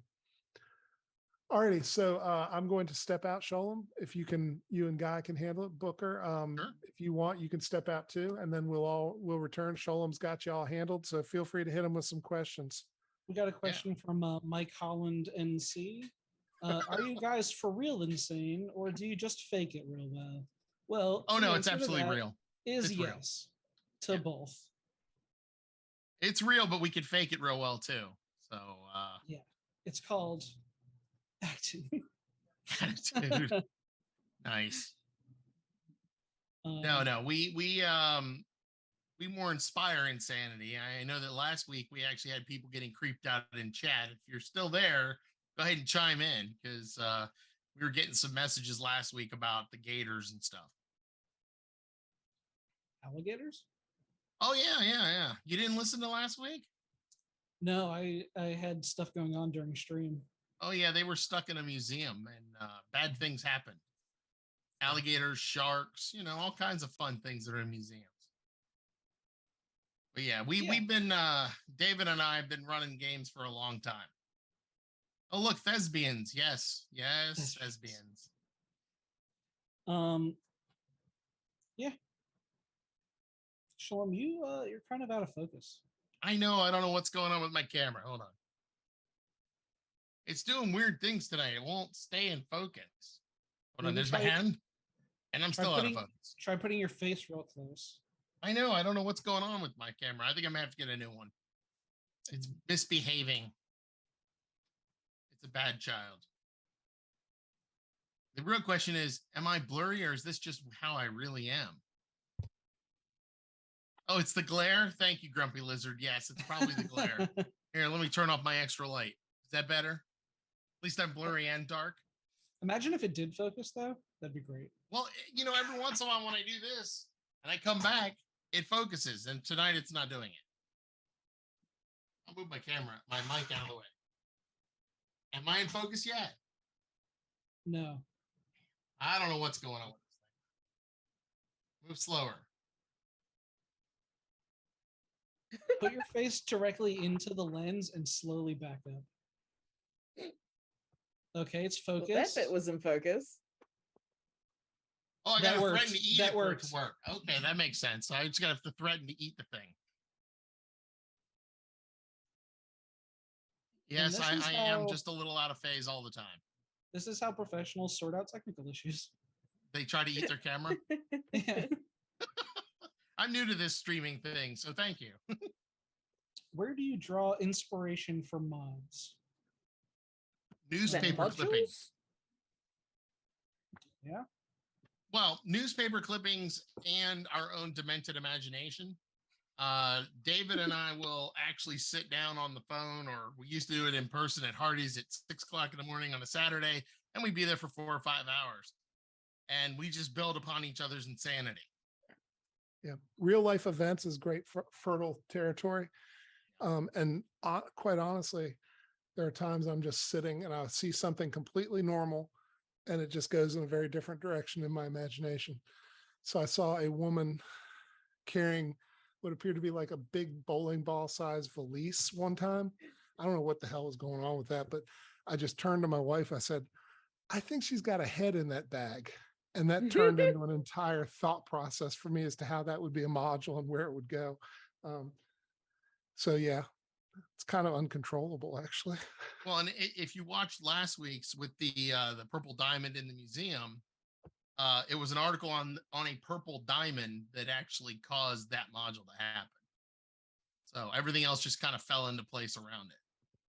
Yeah, my wife who is lurking in chat points out that I run things by her, and that's a mod. And that is correct. If I run it by my wife and she does this, she goes, that's a mod. That's true. I may have to flesh stuff in around it to figure it out, but I definitely have the point that I want, which is her making that face at me. I always feel bad for Mary when you guys are riding in the car on speakerphone and we're talking about stuff. I can only imagine if she just jerks too suddenly, you might go off the road. That's every woman married to a gamer, though. I mean, honestly. Yeah. I wonder how normal women talk about this to other normal women. They're like, let me tell you what my husband does. I don't think normal women would Exist. marry a gamer or exist. Yeah.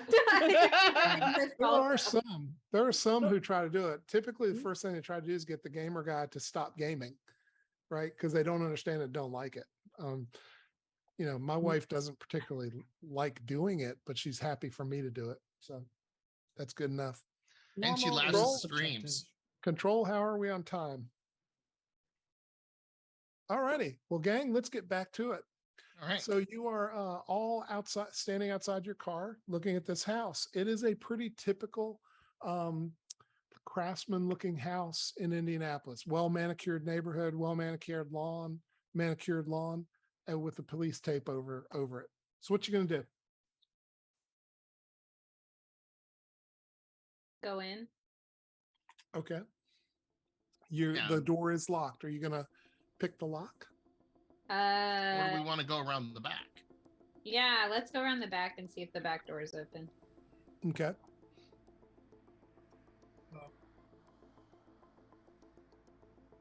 Repeat. Yes. Sorry. Yes.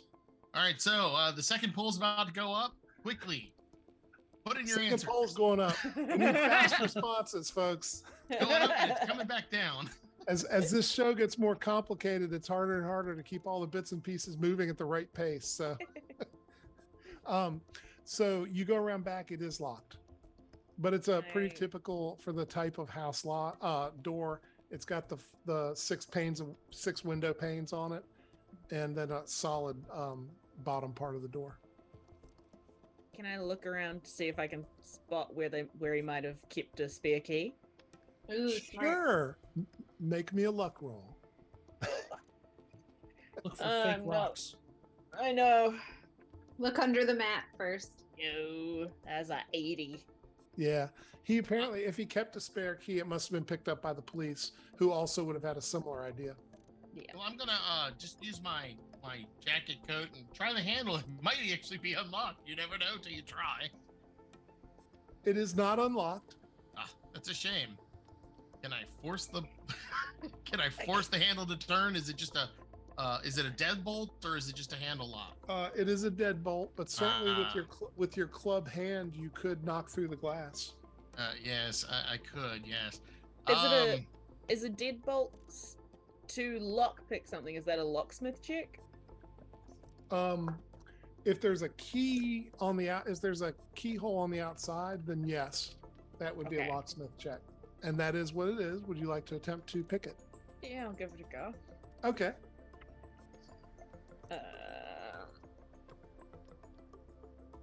No, that's a 79. Not even close. Alrighty. So, Can I check the windows on the first floor to see if any of them are open? sure. Make me a luck roll. You don't want to be too Come obvious. on, look. Oh, this is good. That's a 15. Alrighty. Yeah, you actually do find one on the back here that is unlocked. People always forget to lock the windows. Rookie mistake. There you go. So you're gonna go Maybe in? another one. Pull on the top pane, because a lot of times the bottom pane they shut, but the top pane has just about this much and it can't lock. Yep. Fair. I'll- Booker, are you going in? Yeah, I'll climb in and Okay. then just unlock the door for them.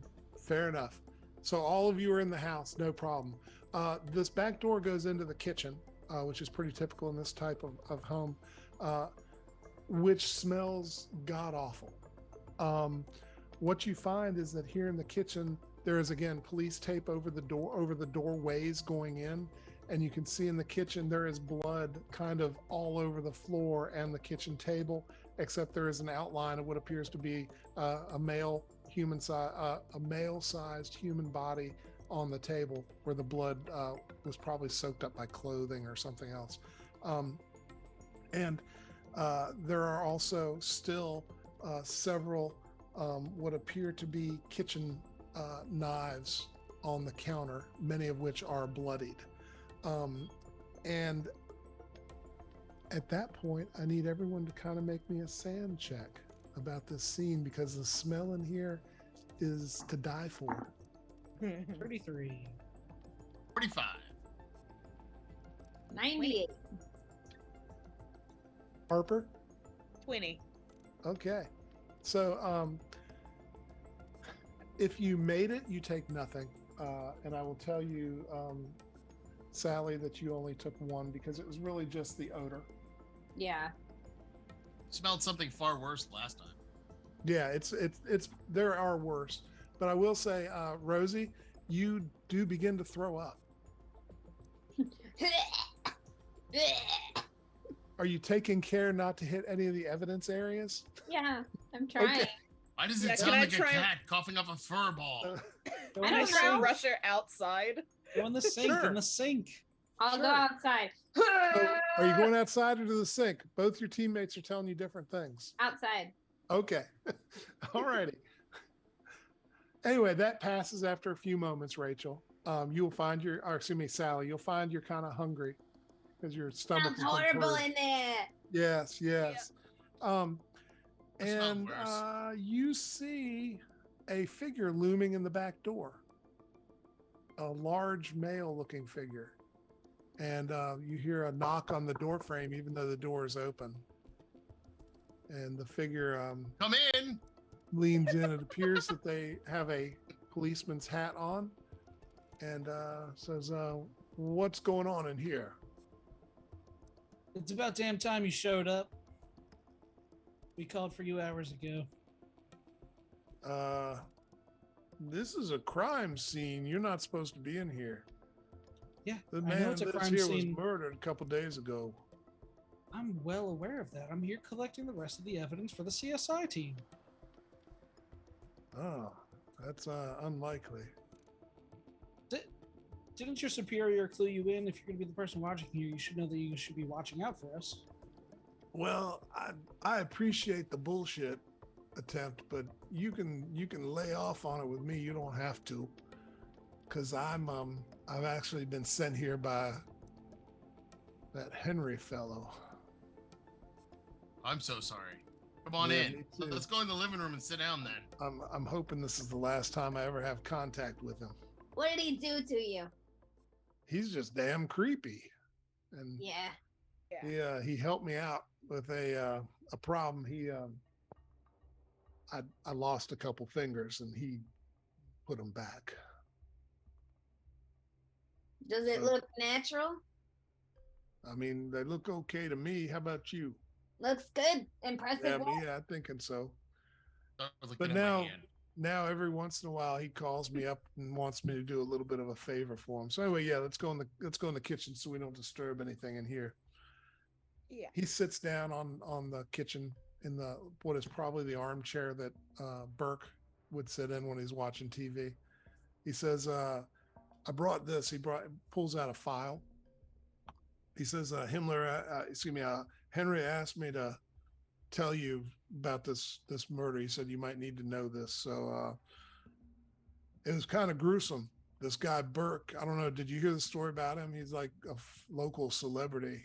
He won a golf tournament or something. Yes. Yeah, Yeah. even though he's never played golf before or something. Weird. Yeah, it's a weird thing. Anyway, he was killed several days ago. He was actually, the best way I could put it is he was autopsied on that kitchen table. And it appeared that he was still alive at that point. The death was painful and bloody. I will tell you that. What we do know, he pulls the file open and begins kind of going through the report. He says, there was many tissue samples taken from him. Looks like they pulled a fingernail. Looks like they took a tooth, cut some of his hair. There was actually a strip of skin taken off, like maybe with a surgical knife or something. It was good work. I mean, it's not my deal, but it was well done. And it's apparent that somebody was poking around in him with taking blood and urine from him. Also, his right eye was removed pretty carefully. Like it was, again, a good job. Not that I typically call this kind of thing that way, but and lastly, his skull was opened. Somebody actually cut the thing up, and then his brain. Have you ever been to Arby's, that roast beef place? Yeah. Oh yes, yes. Yeah. You know, I they got the despise meat slicer and it takes the meat and it'll take a thing of beef and it'll go, and it's just a nice little strip of beef. That's what it was done to his brain. Somebody was in here cutting it up into thin slices. And I mean, based on talking to the coroner later, it doesn't look like they were all there when we found the body. So I don't have any idea what's going on. It's the damnedest thing I've ever seen. But here I've got he begins passing around pictures so that you can see pictures of the crime scene and the body and all of it. And he says, well, I've told you the important stuff. You can take a look at the report. I can't leave it with you. And I'm here on loan for a moment to help you out based on Henry's request.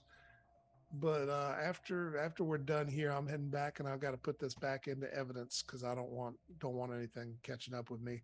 But do any of you have any questions I might be able to answer? Guy, would you mind taking pictures? I don't really have the dexterity right now. Yeah, I'm taking pictures of everything in the report. Fantastic. So you said that it was a autopsy on a living person. That's the way I'd characterize it. I mean, honestly, in an autopsy, they don't do the brain slicing thing, and they didn't cut him open. Autopsy. They didn't cut him open, but it looked kind of like that, yeah. So let me ask this question though: did they find the implements that were used during the autopsy?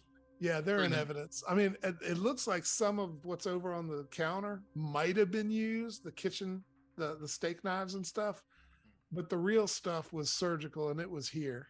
It was left behind after whoever did this did it. So and it's in evidence at the station.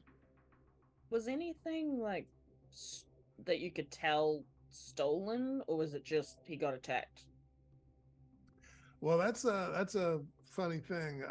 We haven't noted that anything in the house appears out of order, except all the damn blood in the kitchen and his body. If you walk around the house, and you feel free, just try not to mess with anything or leave any evidence. The place is pretty clean, right? It's pretty orderly. And looking around the living room, you see it's true. This is clearly a kind of fastidious guy. He was a gamer. His gaming desk will be ugly. He has a gaming setup in the living room opposite the TV. And yeah, it's what you would expect. And he says, and in fact, next to the gaming setup, he's got one of those stand-up cardboards of Chewbacca. And Chewbacca is actually wearing his golf tournament medal. And he's got the trophy over the TV. And he says, yeah, so I mean, the house looks pristine. We can't tell that anything was taken. There's no evidence of that.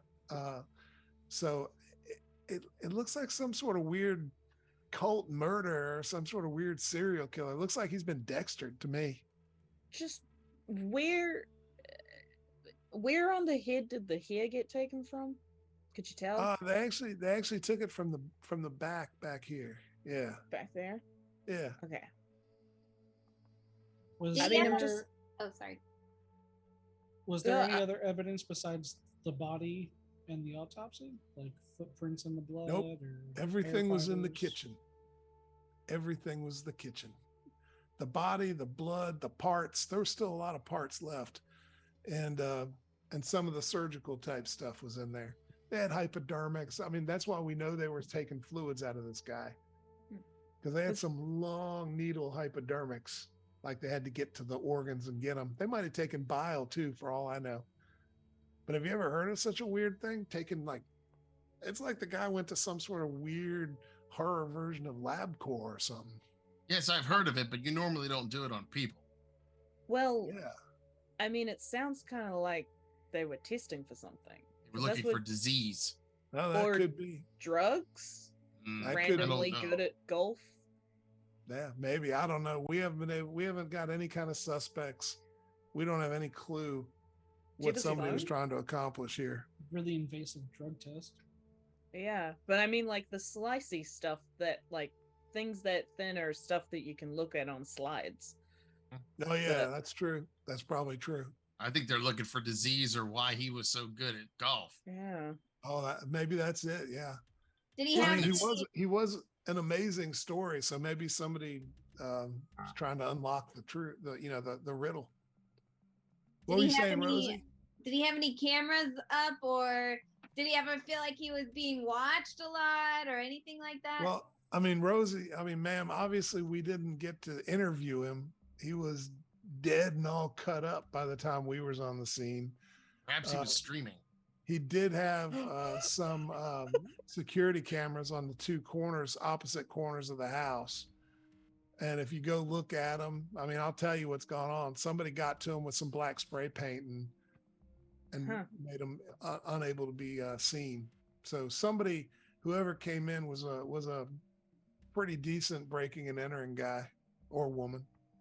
Did he live with anyone? Sorry. Yeah. No, yeah. Did he live with anyone? No, he lived here alone. Look, he's a lifetime gamer. He had no interest in much. The golf thing came out of the blue, honestly. The guy is kind of a hermit. If you talk to his neighbors, nice enough, but they would have thought he probably would have been a serial killer before he'd have been, nuked by a serial killer. And did you get his phone or anything? Yeah, we got his phone. Not much on it. In fact, it's probably still in his bedroom because there's nothing on it of any. It was well away from the scene. So again, if you want to go look at it, it's probably in there on the dresser. Do you have gloves? Password? His password was Pookie. You mean you weren't wearing them already? Pookie. No. Always go into a scene like this wearing gloves. Yep. Sure. I didn't have time to pick them up. Anyway, he begins gathering up the photos into the file folder. Absolutely. I want to look at the implements they used. Yeah, he clasps the file folder. He goes, well, I think I've done everything I can do here for y'all. I am going to take a stroll back to the station, and I would like to recommend that you probably be here no more than about 20 minutes because the neighbors will start to wonder. And we are getting on into dark. It's going to start losing light here pretty quick. So I will wish you all good day. You never met me. You never saw me. And I hope none of us ever fucking sees Henry again because he creeps me out. Amen. He stands and walks out of the living room. As he walks away, I'm going to walk over to the computer, do a double look at Chewbacca and go, now that would be an interesting taxidermy. And then turn on the and then move the mouse to see if the computer is active, to see if he was streaming when this happened. The computer is active. Oh, sure. Make me a luck roll. It's going to be, you need a more than a normal success. Okay. I got an 4. Wow. Okay. So I like these dice that James got me. Yeah. So what you see, Sholem, is you see him sitting there, and you can, just like a stream, right? He's sitting there and you're looking at him, and you can see in the corner of the screen of what he's doing. And behind him, you can see shadows moving, and the shadows manifest into what appear to be two probably men. Not sure, but probably. And they have weird features that look too generic to be true. And you're guessing they either are too generic to be true, or that they're wearing some sort of weird mask that kind of masks their features. And anyway, the two guys grab him, and we see one of them hypodermics him. Yay. And then they carry him out towards probably where the kitchen is, and then they're out of frame, and the stream continues, but the engagements go way down at that point. That's to be expected. You're looking at an empty chair. Unrealistic. I feel like I would have gone way up. Should have gone way up, then way down. I'm pretty sure if you were actually vivisecting people on air, that would be a very popular stream in some parts of the internet. Exactly. Yes. Let's not go there. All right. Well, I'll tell everybody what I saw and show them the picture of the two weird men faces. Okay. I took off the computer monitor. Okay. Can we check his search history? Sure. You find recently he was searching for he was looking into two things recently, or most recently. actually 3. He's been doing a lot of research on golf and how long it takes to become great. And he's like been looking into the whole 10,000 hours thing, to figure out how people become great at stuff. And it appears that he was confused as to how he did so well too. The other things that he's looking at first, he's looking at reviews or looking for reviews of a piece of software. It's like a phone app called a game called Oz Unchained. Oz being OZ, not Australia.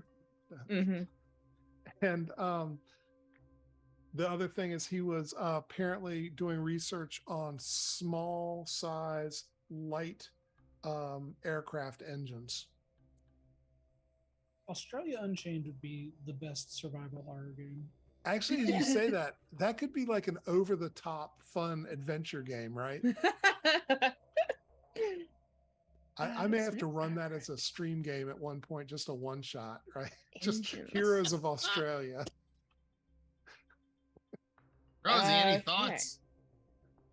I'm just sitting here like trying to make sense in my head of like the murder plus golfing plus like what does being good at golf necessarily say about a person? Like what are they gaining from learning that? I don't I'm just trying to figure out what the next step should be, I guess. I do want to golf like not that hard. Yeah. Put a ball in a hole. You ever played? Nah. Yeah. I want to look up what the game Oz Unchained is about. Yeah. If that's even, or if it's not important, you can just say that. The only search thing that comes up is there is some activity around what is Oz Unchained, but there's nothing else about the game. And the activity itself is like being asked in Reddit and other forums. So it's like somebody's trying to research it. There's just not a goddamn thing out there for them to find. It's like when they did the teasers for Cloverfield, where they just put out words and everybody was searching the entire time. I'm gonna go upstairs and see if I can find his phone. Yes, absolutely, you can. Yeah. You find his phone sitting on his nightstand. Does it have the same passcode? Yes. Pookie. Great. Is that app on his phone? Oz Unchained. You look around and you will finally find it. It has been placed in a weird folder that contains other things that typically people consider spam or trash in terms of apps. On my personal phone, it's called like useless, I think. Mine is called useless shit. Yeah, there you go. You are true. Yes. Okay, It's in there. I don't open it, but I'll bring the phone back down and just be like, found it. Okay. For who's on the computer looking at stuff? Is that you, Sholem? I do believe Steve is on the computer. Yes. Okay. I'm on the computer.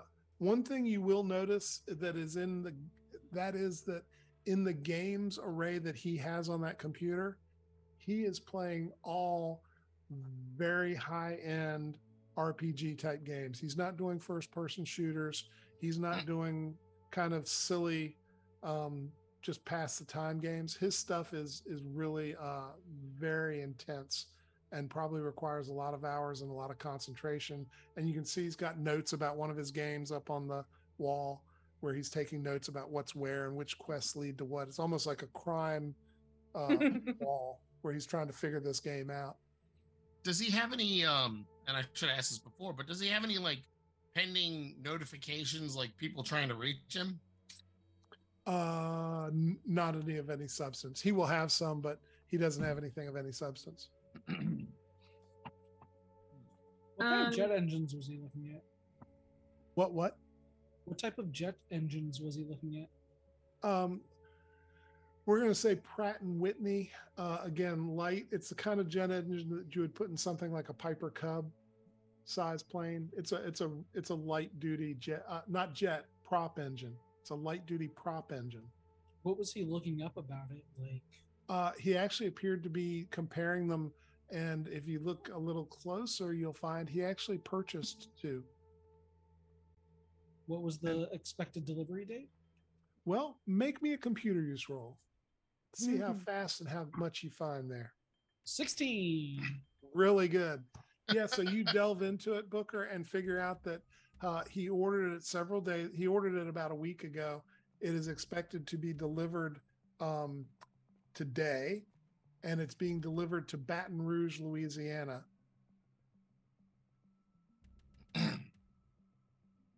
Does anybody else think he's building himself a Bomb? a flying suit? I'm wondering if he's. I mean, I'm not touching it right now, but he seems like he plays a lot of games with the, like Role-playing, the skill tree stuff.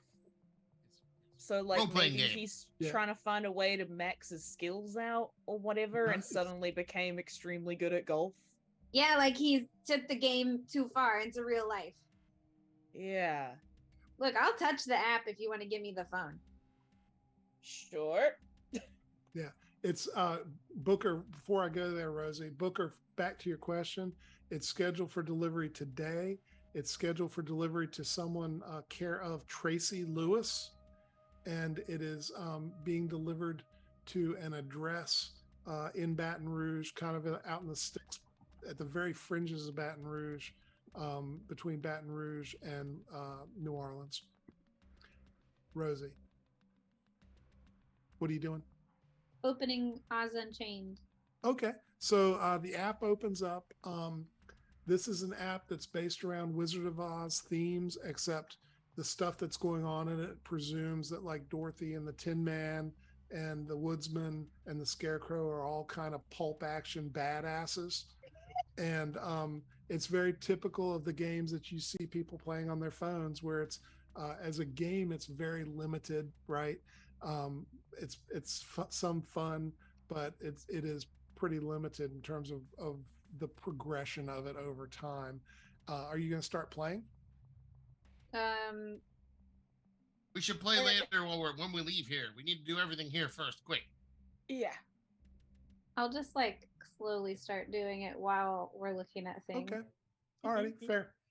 I'm gonna give his house just the once over to see if anything sticks out as odd. Mm-hmm. The only thing that's odd about his house is it is incredibly well organized.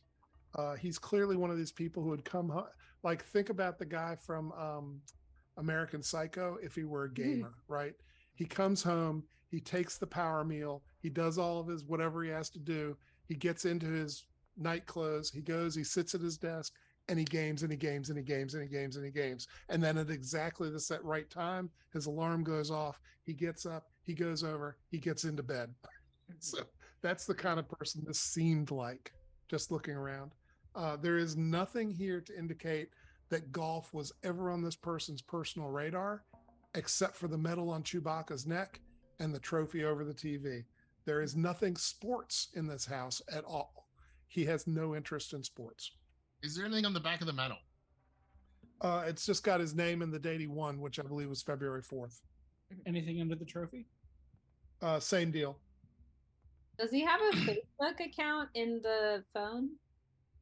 No, he does not do phone Facebook. Ew. Does What he about on the have computer? I just check his like medicine cabinet as well in case it was a performance enhancing thing. Has he got any Nothing meds? nothing performance enhancing. He is taking testosterone in a very light dose, and he is also taking some medications, probably for ADHD. All right. Well, ladies and gentlemen, I do believe we're closing in on the 20 minutes that Yep. the police officer warned us of. I suggest we vacate before the lights have to go on. Yeah, we gotta get out of here. Mm-hmm. I'm gonna take the phone. Good call. Alrighty. Yeah. You still playing, or are you going to close it Oh, up? I'm still playing it. Okay. can I just make a note of whatever his gamer tag is on WoW? Sure thing. Okay, great. Yeah, it and is, whatever game he was playing last. Yeah. It's Swinger with 4 R's. He was a Chewbacca fan. All right, we have the phone. We have the address of the Biloxi drop off for the Baton Rouge. and Baton Mhm. Rouge. That's right. Baton Rouge. I'm gonna copy down his Uh, Steam name and password, and when I get home later, I'm gonna download his library because he ain't using it. That's fair. He's got a great library. um, Rosie, as you're in the car, where are y'all going? I get that you're going to your car. Where are you going? I think we need to go to that address where the jet engines went, or the prop engines went. I mean, is there anything else that we have? No, I think Baton Rouge is the only thing you haven't covered to this point. Yeah. Do you Yeah, want I me to can't leave? think of any other like clues or locations we were given. Well, no, I was gonna ask just if there's any at a glance any way to tell what school he went to. Oh yeah, Just sure. because the other person mentioned she was a teacher, and I'm just like, maybe He Oh, went good to point. Georgia Tech. went to Georgia Tech. Okay, cool.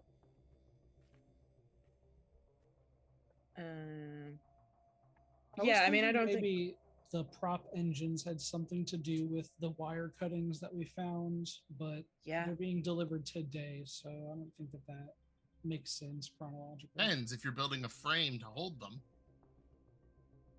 That's true. I still reckon we might as well head there. I think he's making a flight suit because, well, that's just insane. That's cool. He seemed like he could do anything that he set his mind to. So, So you're probably going to want to fly, I'm guessing, to Baton Rouge, Yes. Yeah, I guess Yeah. so. or are you're gonna drive through the night and tag team it? How many hours away is it? I'm guessing Baton Rouge from Indy's probably going to be about 12 hours. Probably Not fly awful. because if they're getting delivered today, we want to try and get there fast, right?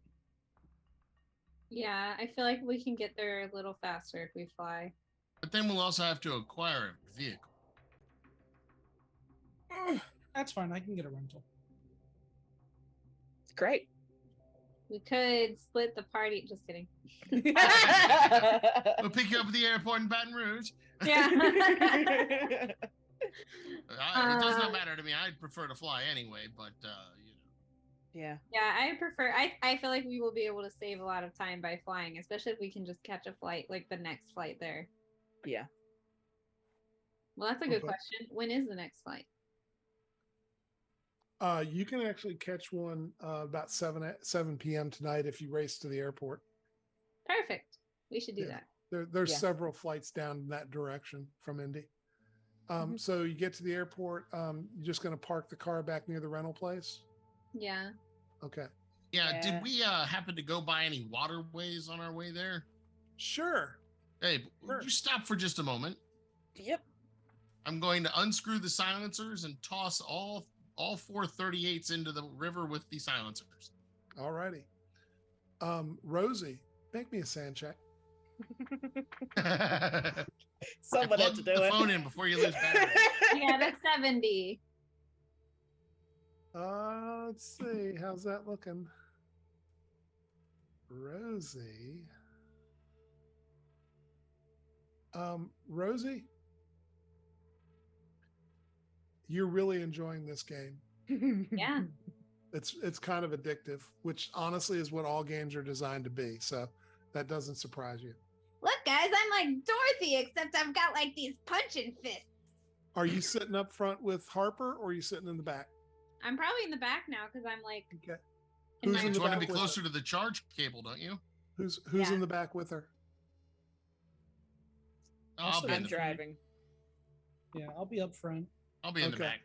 back. Steve Irwin, make me a spot hidden at advantage. Okay. All right, a 33. So that is just a normal success. Okay.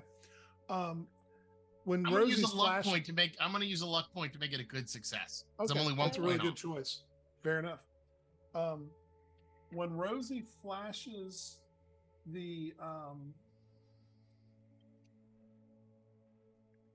When Rosie flashes the game because she's so excited, like she just did, you catch a glimpse of the screen that. I mean, not only doesn't it look exciting, like when she first fired it up, you may have seen it, and it was really kick-ass graphics that showed, Dorothy kind of looking like she was some sort of really cool Amazon in a dress and a pinafore. And ruby slippers, right? Yeah. Oh, absolutely. She was kung fu fighting in her ruby slippers. And as she continues, after she flashes it, if you look back over, you see the graphics on this have become much more granular looking, much more pixelated. And honestly, you're not even sure there's a game going on. It just looks like some weird sort of visual, weird like kind of spirograph. a hypnosis symbol. screen, or like a what? Like a hypnosis screen, or Yeah, that could be reasonable. Yeah, that could be reasonable. Rosie, do you mind if I take a look at that? Do I mind? Probably. You're enjoying it a lot. Plus you've only got next levels coming. You're very close to the next level. I don't know. I'm pretty close to the next level. I feel like if I just stick it out, I can see what's coming next. So I'd rather you didn't. Okay. I don't think that's what you think it is. And I'll just look out the window. Yes, I don't want to see it. Pause an online game. I don't want to see it. Fair enough. So you get to the airport, drop off the car, take care of the guns, get your tickets, and you are flying to Baton Rouge. And you will arrive late that night, probably about midnight. What Booker? Before we ditch the car, I just wanted to look in the glove box and center console. Is there anything there? There is nothing there. Okay. One question. Yeah. Does the game work on the plane? We haven't gotten on the plane yet. Oh, sorry. I thought we were on the plane. No, we're getting ready to. So you board the plane, and as always, you are asked to please turn off all phones and other types of electronic devices. You would rather not, Rosie. So are you going to try to hide it?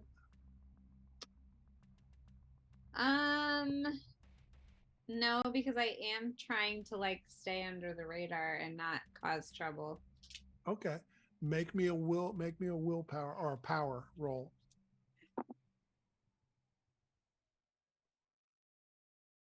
I made it. Alrighty. Oh. So you are able you're rational about it. You go, okay, I'll close it and turn it off, and I can pick this up on the other side and finish the game. Yeah.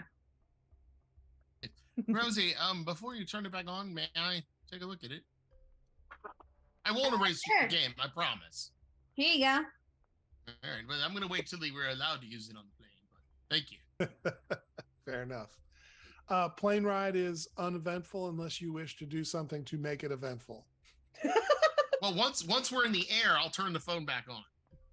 Okay. And Alrighty.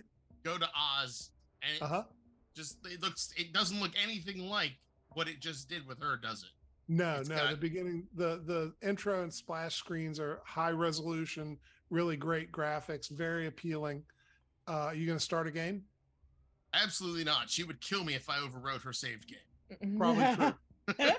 I have no doubt that woman could kill me. She just handles a pistol that way. Probably. Here you are, Rosie.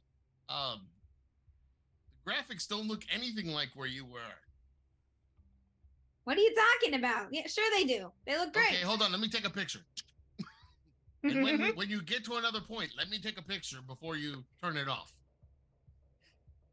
Okay, but I'm turning it off because we're in the plane.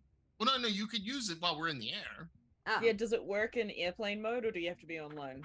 Yeah, that's what I was wondering. Yeah, it'll turn on, but it won't actually be able to work. All right, well, when you use it again, I want to take pictures. Okay. Fair enough. All right, so y'all touch down, like I said, right about midnight. Baton Rouge is still, there's a lot going on. It's a college town. LSU's here, and boy, they love to party. So you going to look for a place to stay overnight, or what are you going to do? I'd like to look for a place to stay that's nearby the address that thing is being delivered to. Yeah. So that address is between Baton Rouge and New Orleans. So it's probably about 30 miles outside of town, and it looks like it's in the sticks. Our best bet is to find something on the Airbnbs? edge. Yeah, Edge of Baton Rouge. that sounds good. Somewhere that has good food, because I'm hungry. That's fair. I know that we all must be hungry by now. Steve Irwin, your phone rings. Ooh. This is the home office support team. You are recommended to make a purchase from the trendy tools truck parked at the Hilton Baton Rouge at 8 a.m. tomorrow. Goodbye. I have a great idea. We need to go to the Baton Rouge Hilton and stay there because we have a pickup at 8 o'clock in the morning. What are you picking up? I don't know, something from a truck. We'll know when we see it. That was the home office telling us we needed to go do this. Well, it was suggested. You know how that works. We better go and do it then. Yes. Are they paying for the room? Because I can't afford a room at a Hilton anywhere. Yeah, I need I'll pay to for stay the with room. one of you guys. I'm 169 sorry, I a night. don't stay with women. Wouldn't be proper. I'll pay for 2 rooms. Okay. And who's staying in the rooms? What is the configuration there? So it seems like it's me and Rosie. Okay. That's fair. I just had to ask. I mean, Yeah. Booker, we could share a room if you wish. I don't care. Well, yeah, that's kind of what I intended. Me and Rosie in one. Fair enough. So you get finally into the hotel and into bed probably at about 1:30. And it's been a long day and sleep feels pretty damn good right about now. As does ibuprofen. Yeah, no doubt. I sent a So- very quick message to my mum back in New Zealand because it's like 3 p.m. over there, just being like, hey, I'm good. I was in Indianapolis and now I'm in Baton Rouge.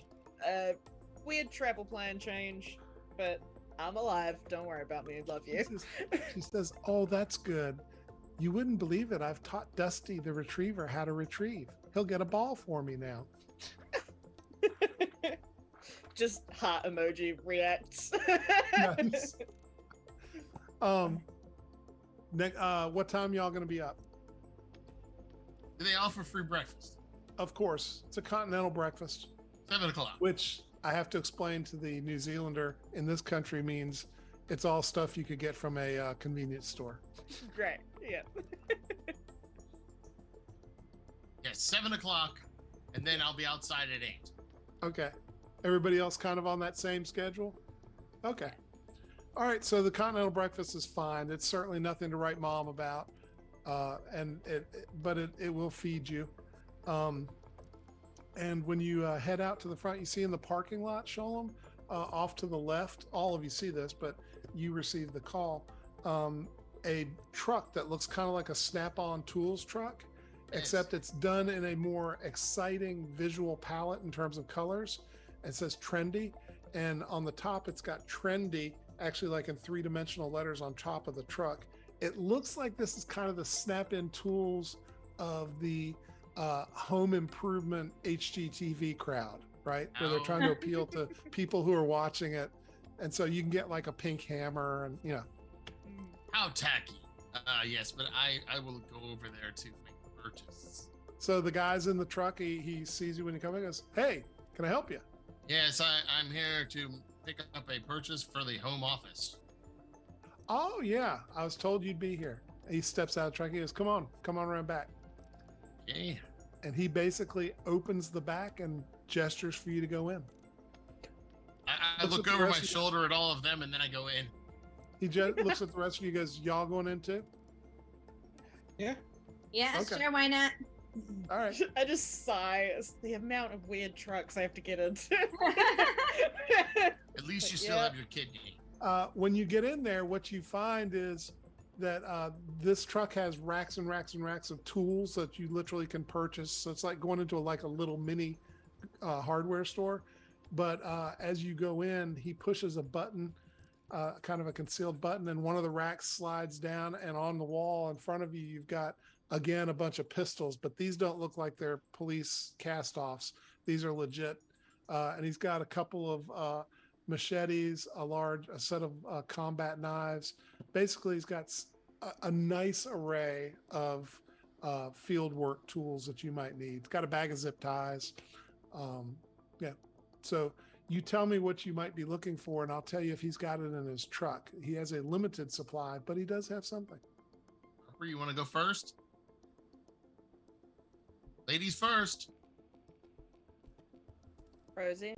You got like a Glock in there? That's right there on the wall. Yep. I'll grab that and a bunch of ammo. Alrighty. Does he have anything that would be the equivalent of a baseball bat? Yes, he does. Great. He has a baseball bat. Oh, cool. This one's got really nice tape on the handle part. So it even if you're sweating or covered in blood, you've got good grip. Great. I will grab that. It's Harper's first time in a totally normal American gun truck. I'll just let you know these really don't exist. Wink. Well, not legally. That would be fun to actually do a show with people from outside the U.S. of things they've run into in our mods and what they think is real and what they think isn't real. Well, that might be a bit horrifying. Oh, I think it'd be fun. Booker, would you like anything? Do they have spears for him? I would like a bag of zip ties. Okay.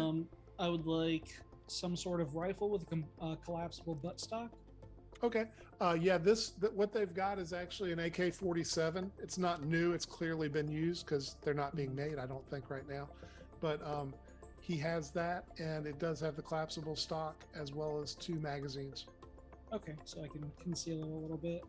Then I will also pick up a purple box cutter and a pink claw hammer. Perfect. I will retrieve a 9mm pistol, automatic pistol. I don't care which version or variety it is. 2 clips, and then a long-handled screwdriver. Okay. Flathead. Nice. Okay. Oh, I also Alrighty. want to grab just like a couple of extra clips and ammo for my Beretta. He actually can provide that. Yes. I want a flashlight. And a first aid kit. Absolutely. Yes, that's a good choice. Yeah. He actually pulls the first aid kit from regular stock, so it's pink and purple. It's Sure. Perfect. It won't be hard to find. Yeah. it's branded for the target customer. It's actually called a boo-boo case. A boo-boo case.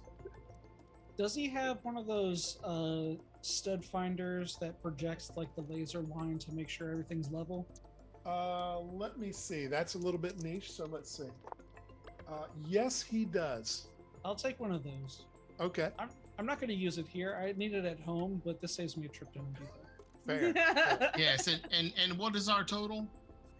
He actually tallies it all up, and you see it comes to like $1,200 or something, and he actually gets on the phone real quick and tells them how much tells whoever's on the line how much it is, and he says very well and hangs it up and goes, your purchase has been approved. Have a good day.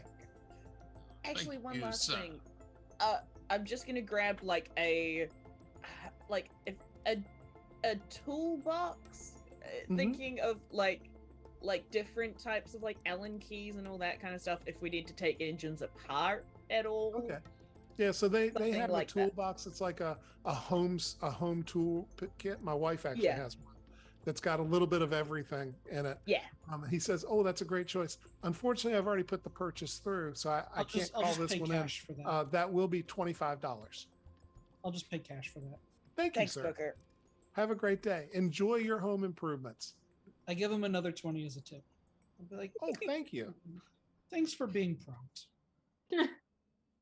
Sweet. And we'll leave the crazy. There we food truck. go. Alrighty. So where are y'all gonna go? To To beat Tracy's? that delivery. Okay. Yeah. All right. So you head out to that address, and you do drive for about the better part of 45 minutes to get out there. And by the time you're out there, you realize you are out in Louisiana sticks, right? It's swampland. I mean, it's what you'd expect. And you come upon a garage at the address. It's an old service station that says Crawdad's Garage. And clearly looking at it, it hasn't been in operation for some time. And clearly looking at it, it appears maybe that it was flooded out at some point. So that might have put it out of business. You do see there is a Crown Vic parked around to the back of it that barely you can see it peeking out. So it's clearly been parked in a way that doesn't make it easy to see. But that's it. There's no sign of activity in the garage. I want to go check out the Crown Vic. Okay. It is locked. It does have government plates. When I look through the window, do I see anything in the back seat, front seat? Oh, that's a great question. So you looking through windows is underrated, I have to say. It's been so long since I've had anybody actually just look through a window. You see the garage portion of this, which is probably about 25 by 40 feet in terms. It's where the bays were, where they used to work cars in here. It appears that the floor of it has been covered with old pallets, so as to equalize the floor, in spite of the fact that there's probably some equipment still, maybe some lifts and stuff on the floor. You see that there are work tables in here. There's no lights on right now, but there are work tables in here. You can see against the far wall furthest away a bunch of papers on the wall, large, like off of a large format printer. And you see a lot of them there are hand-drawn versions of like a plane, and there are also printed schematics. And you also see tools and snack wrappers knocking all, on the floor and on the tables. So looks like somebody was having a good time working and snacking and such. You see a map on that far wall, and you see a piece of paper that is hard to read from here, but it doesn't have any obvious function. It looks like a list of some sort. And there is what appears to be a man not moving in the corner nearest you. You can barely see him. He might be napping, possibly napping, in a suit, sitting in a chair in the corner. It's not me. I'm right here next to you. Good call. I'm not that fast. All right. Is the door to the place unlocked? It is. Cool. Let's go in quiet. Isn't that nice for a change? Just be careful Alrighty. in case there's a bell. Good call. Yeah. Okay. You look for the bell. There is none. If it was there at some point, it's long since either been taken or something. So anyway, you see the room as I've described it. Your assessment is it clearly was like a home workshop, right? They've set up a shop here. They've got all the schematics. They've got tools, and they appear to, whoever they are, they appear to have been making some things. So there's a couple things that you can see. There is a map, which is probably 5.1 in your deck. And that map shows a small cutout part of the South Texas, North Mexico border area. And there is a line drawn from a place in, I think, called McAllen, Texas, that goes to Monterrey, Mexico. Okay. The other, go ahead. The gentleman sleeping in the room, he's like in the room, right? He is in the room. Like Can I if try he's awake and cognizant, he's watching what you're doing. Then I'll just walk right up to him. But I'm making my cane like I'm moving it, but I'm not actually hitting the ground. I was Okay. gonna move up to him as stealthily as possible, Yeah. and then before he could do anything, zip tie him to the chair. Okay. You can certainly attempt that. The other thing on the wall, who's looking at the wall? Okay. There is Yeah. one more thing on the wall that you two will see. It is clearly labeled Dreadfire. No, wait a second. Dread Poets Society daily schedule. And if you will look at, I think 5.2 in your deck, it will show you their daily schedule.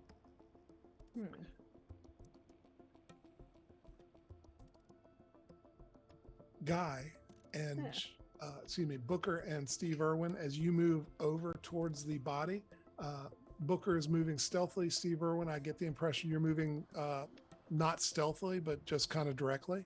Is that true? Yeah, because he's already seen us if he's alive or awake. Okay, fair enough. So you get close to the body, and you see as you get closer, and in fact, as you get closer, there's a little bit of noise made from your feet scuffling, and the body the person kind of comes out of whatever they're doing. You look at them, their face is covered with what I can only describe as pox, and he looks up at you and goes, "Who are you?" And he's in a suit, right? And he pulls a sidearm out and points it in your direction and starts firing.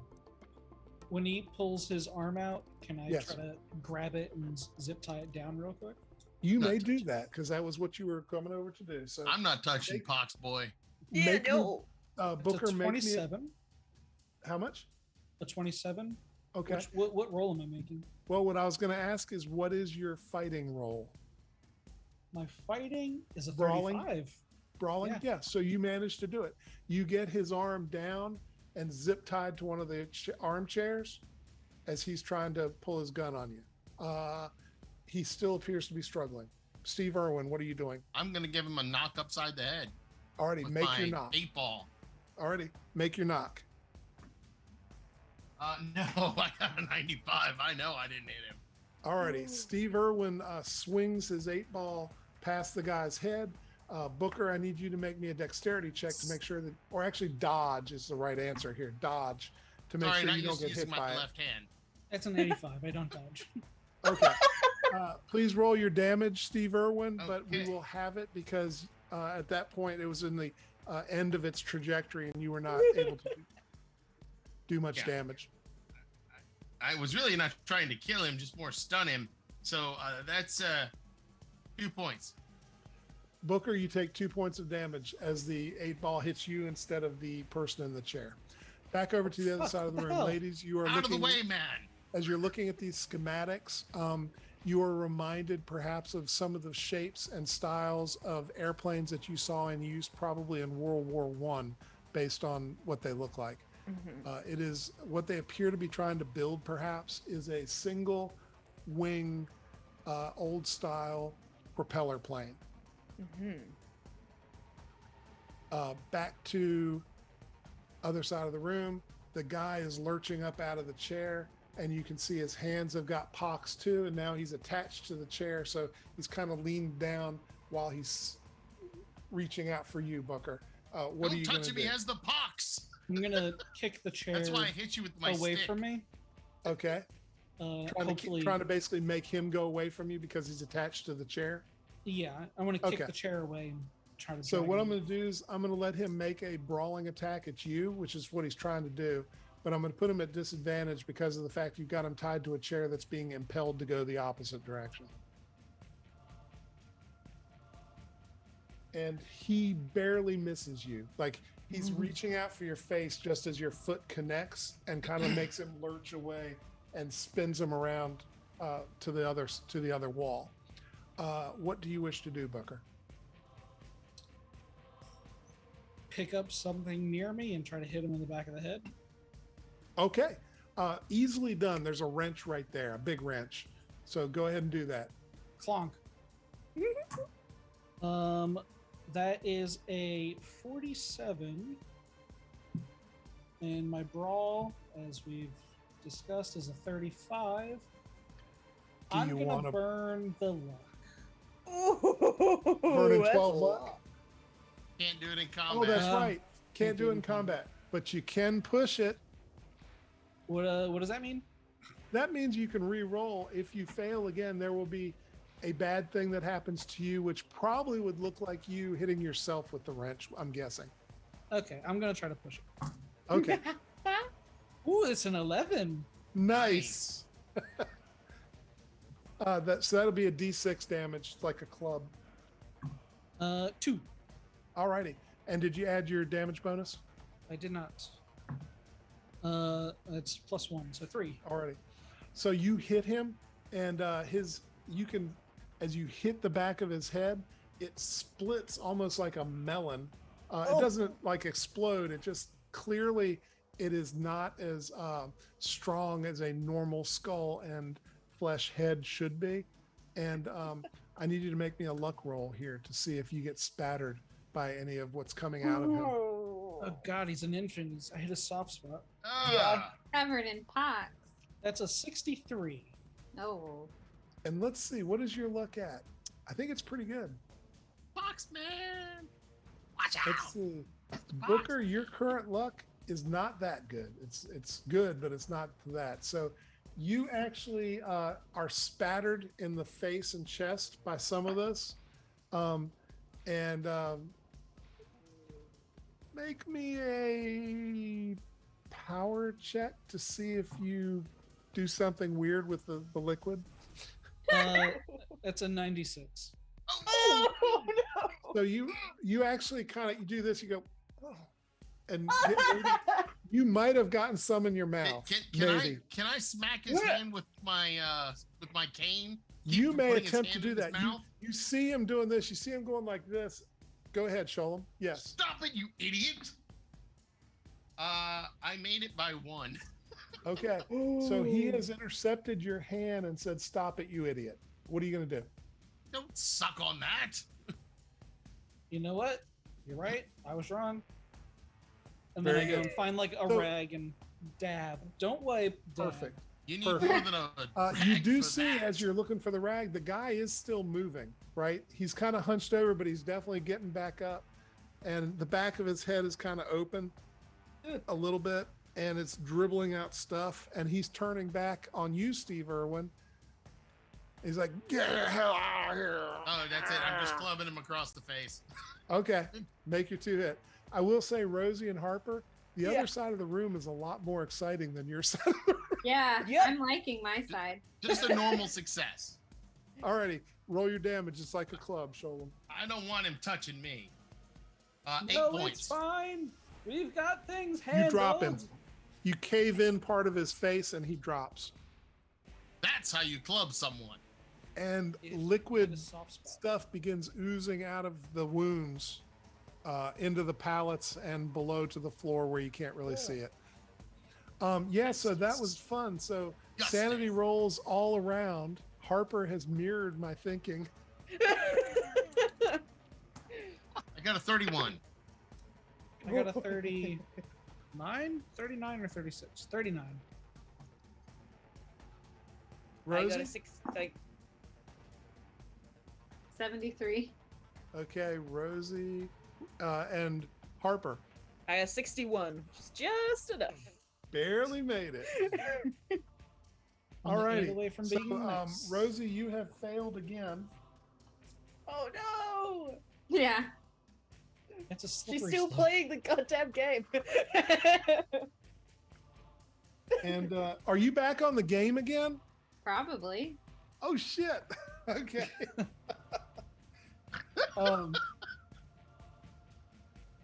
Rosie, you are really taken by that game. I've seen grandmothers on Farmville on Facebook. Yeah. Yeah, it's exactly right. Yeah. I'm It's loving like they spent their whole life yelling at their kids not to play video games, and then they finally get their hands on one. They're like, "I like this." Yeah. Candy Crush is my life. Yeah, that's right. Only mothers and grandmothers have the ability to reach the unattainable levels in Candy Crush. Yep. So he is dead at this point. You do see, but under the chair he was sitting in is a thermal case that's labeled biohazard. Oh. Oh, okay. Nope. Not What do touching you that. wish to do? I'm gonna. So he's wearing a suit coat, right? He is wearing a suit. Okay, so I'm gonna kind of like poke his pockets to see if he's got anything that we might need. Okay. Not So, touching him. You're basically conducting a careful search of him. Is Yes. that And okay? I'm gonna use my long-handled screwdriver as well. Okay. So Pull things out. you find he is carrying FBI credentials. Oh. He has a cell phone, Ah. and those are the only. And he's got keys to the Crown Vic. Oh, excellent. Yes. I'll pull out a alcohol wipe down the phone, wipe down the credentials. Oh, Booker, you might want one of these. And Well, hold it's it up not for good for him. your skin. And but- well, yes, all but right. neither is the pox. Yeah, that's right.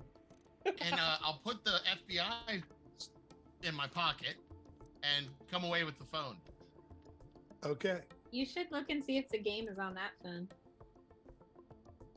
I figured I'd let you do that, since you're already a master expert at the game. We should Oh, get look at out that! of Let here. me take a picture of what it looks like. Harper, you do notice on one of the tables is a document that's kind of covered with some tools, but as you're kind of trying to get them out and you're looking at the document, it appears to be a project plan, right? Okay. And it's really detailed well. It looks like an engineering student or an engineer probably put it together. Mhm. Sholem, on the phone, you said you were looking at the phone. Is that correct? Yeah, I'll look at it because she's too busy on her own. Yeah. Okay. It does have the Oz Unleashed app on it.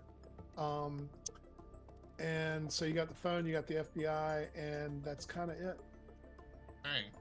Can I grab Um, like a broom stick or Sure. something and like poke around in his baby skull to see if there's anything?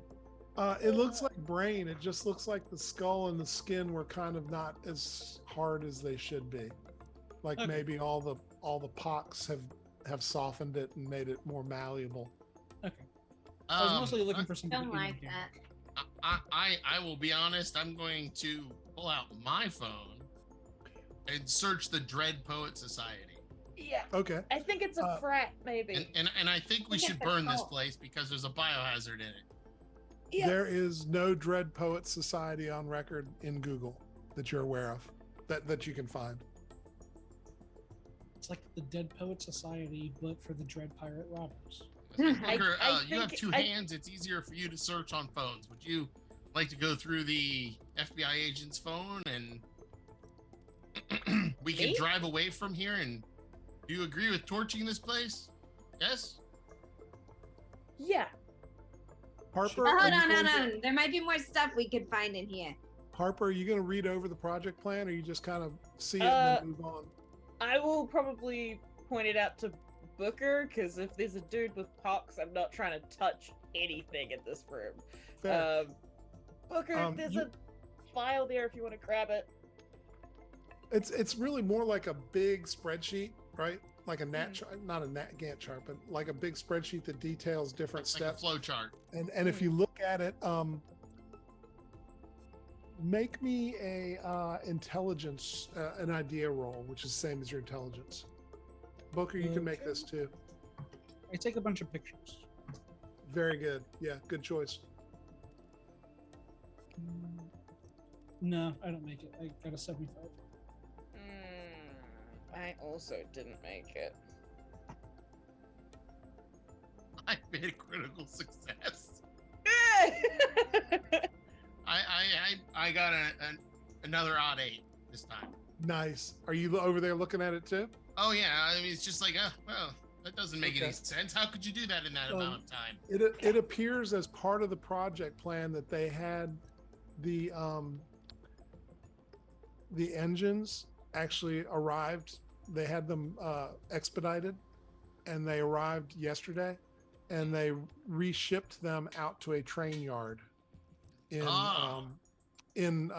Baton Rouge. Look, right here, we have to go to this train yard. And they've already apparently paid for train portage to McAllen, Texas. Okay. Gonna match up with the map. Yeah, absolutely. Yeah. Yeah. All right, let's go. Yeah. All right. Are we Yeah, burning the correct. place? On his phone, I believe if you look on your deck, Mm-hmm. you will find his phone does have some texts on it. And I believe that should be 5.3 probably. Oh, 6.3. My bad. Did you get it yet? We are leaving tonight.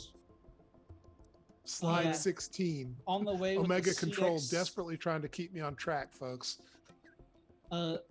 The text read, did you get it? We're leaving tonight. On the way with the CX-17. Meet you at Crawdads in 30 minutes. Thumbs up. We're here playing Oz. See you soon. Yep. Blue pill on the way. Heads up, my team has a lead on you. Stay alert. Eyeballs. We need to get. Yeah. Yeah, that's not good. We got to get out of here. Okay. So are you going to take the Crown Vic too, or are you just going to take the car you've got? Well, we seem to have a decision. Something seems to be going on at Crawdads, and then we've also got This the is train. Crawdads. Oh, this Yeah. is Crawdads? Yes. Okay, Yeah. never mind. You need to go to the train station. Yeah. Okay. I think we should keep the car we've been using. I think it would be kind of obvious that somebody stole his car. Yeah. Yeah. Should probably undo the zip tie. Nah, let's go. Probably. Too late now. I'm not going back in there. I mean, you could use the spare car to burn the place down. All right, let's commit arson. It's I a made Wednesday. a It's suggestion. too bad. If you don't like the idea of burning it down to stop a pandemic from spreading, that's up to you. That was I very myself am not a passive-aggressive. criminal. I do not wish to engage in arson. No, you'll only conspire to do arson. Yes. I will engage in arson. I am not above it. All right. We do an arson. Okay. The building will burn very nicely. Yeah, great. If you All want right, to look so, at the paperwork and the phone, I could drive. It's not going to be fun, but I can drive. Okay. So you make your way to the train yard. The dress was certainly detailed in the project plan where they'd made the change. And you arrive there after about an hour of driving. And it is middle of the morning, actually probably close to noon at this point, probably close to it. And you do see, as you kind of make your way into areas that most people aren't supposed to be on, because normally the railroad doesn't want you running around near their trains, because this is a stockyard. It's this is a high freight type area. But you do see a bunch of 6 college-age kids moving away from one of the train cars. Looks like a boxcar. And they are all wearing t-shirts that seem to have the same logo on it. You can't read it from where you are, but this appears to be a club logo, whatever it is. And I know that we have an audience decision on what is about to happen here, but due to the constraints of time, that decision will not be revealed until next week, I have to say. So we will see. But what happens is they begin moving towards you. I assume you are kind of moving towards them, even if carefully. And okay, they get closer to you. Are you moving stealthily or are you moving directly? Are you showing yourselves? I'm trying to be stealthy. Okay. Yeah. Yeah. Alrighty. Cool. I would have said. Go Sorry, ahead. as well. Harper's probably also brought the toolkit with her because she's planning on trying to get a look at the engine. That's more than fair. So you see them. They're probably about 40 yards from you, and as you get to a clear view and you can see their t-shirts now close enough that you can see it is Dread Poets Society, and it's got a picture of Robin Williams in a nice buttoned down suit, the brown suit, except he's got dreadlocks. So they Yeah, horrible cursed image. um, and they're moving in your direction. They cover about 5 more yards, and then you hear shots ring out, and you see 3 people in suits moving past your position, but about 40 yards away from you towards them and shooting with handguns as they go. And the kids panic and all begin to run back to the train. What do you do, Rosie? Run toward them. The Towards kids. which? The kids? Yeah. Okay. And Steve Irwin? I'm going to be running towards the kids in the train. Okay. Booker? Also running towards the kids in train. Okay. Harper?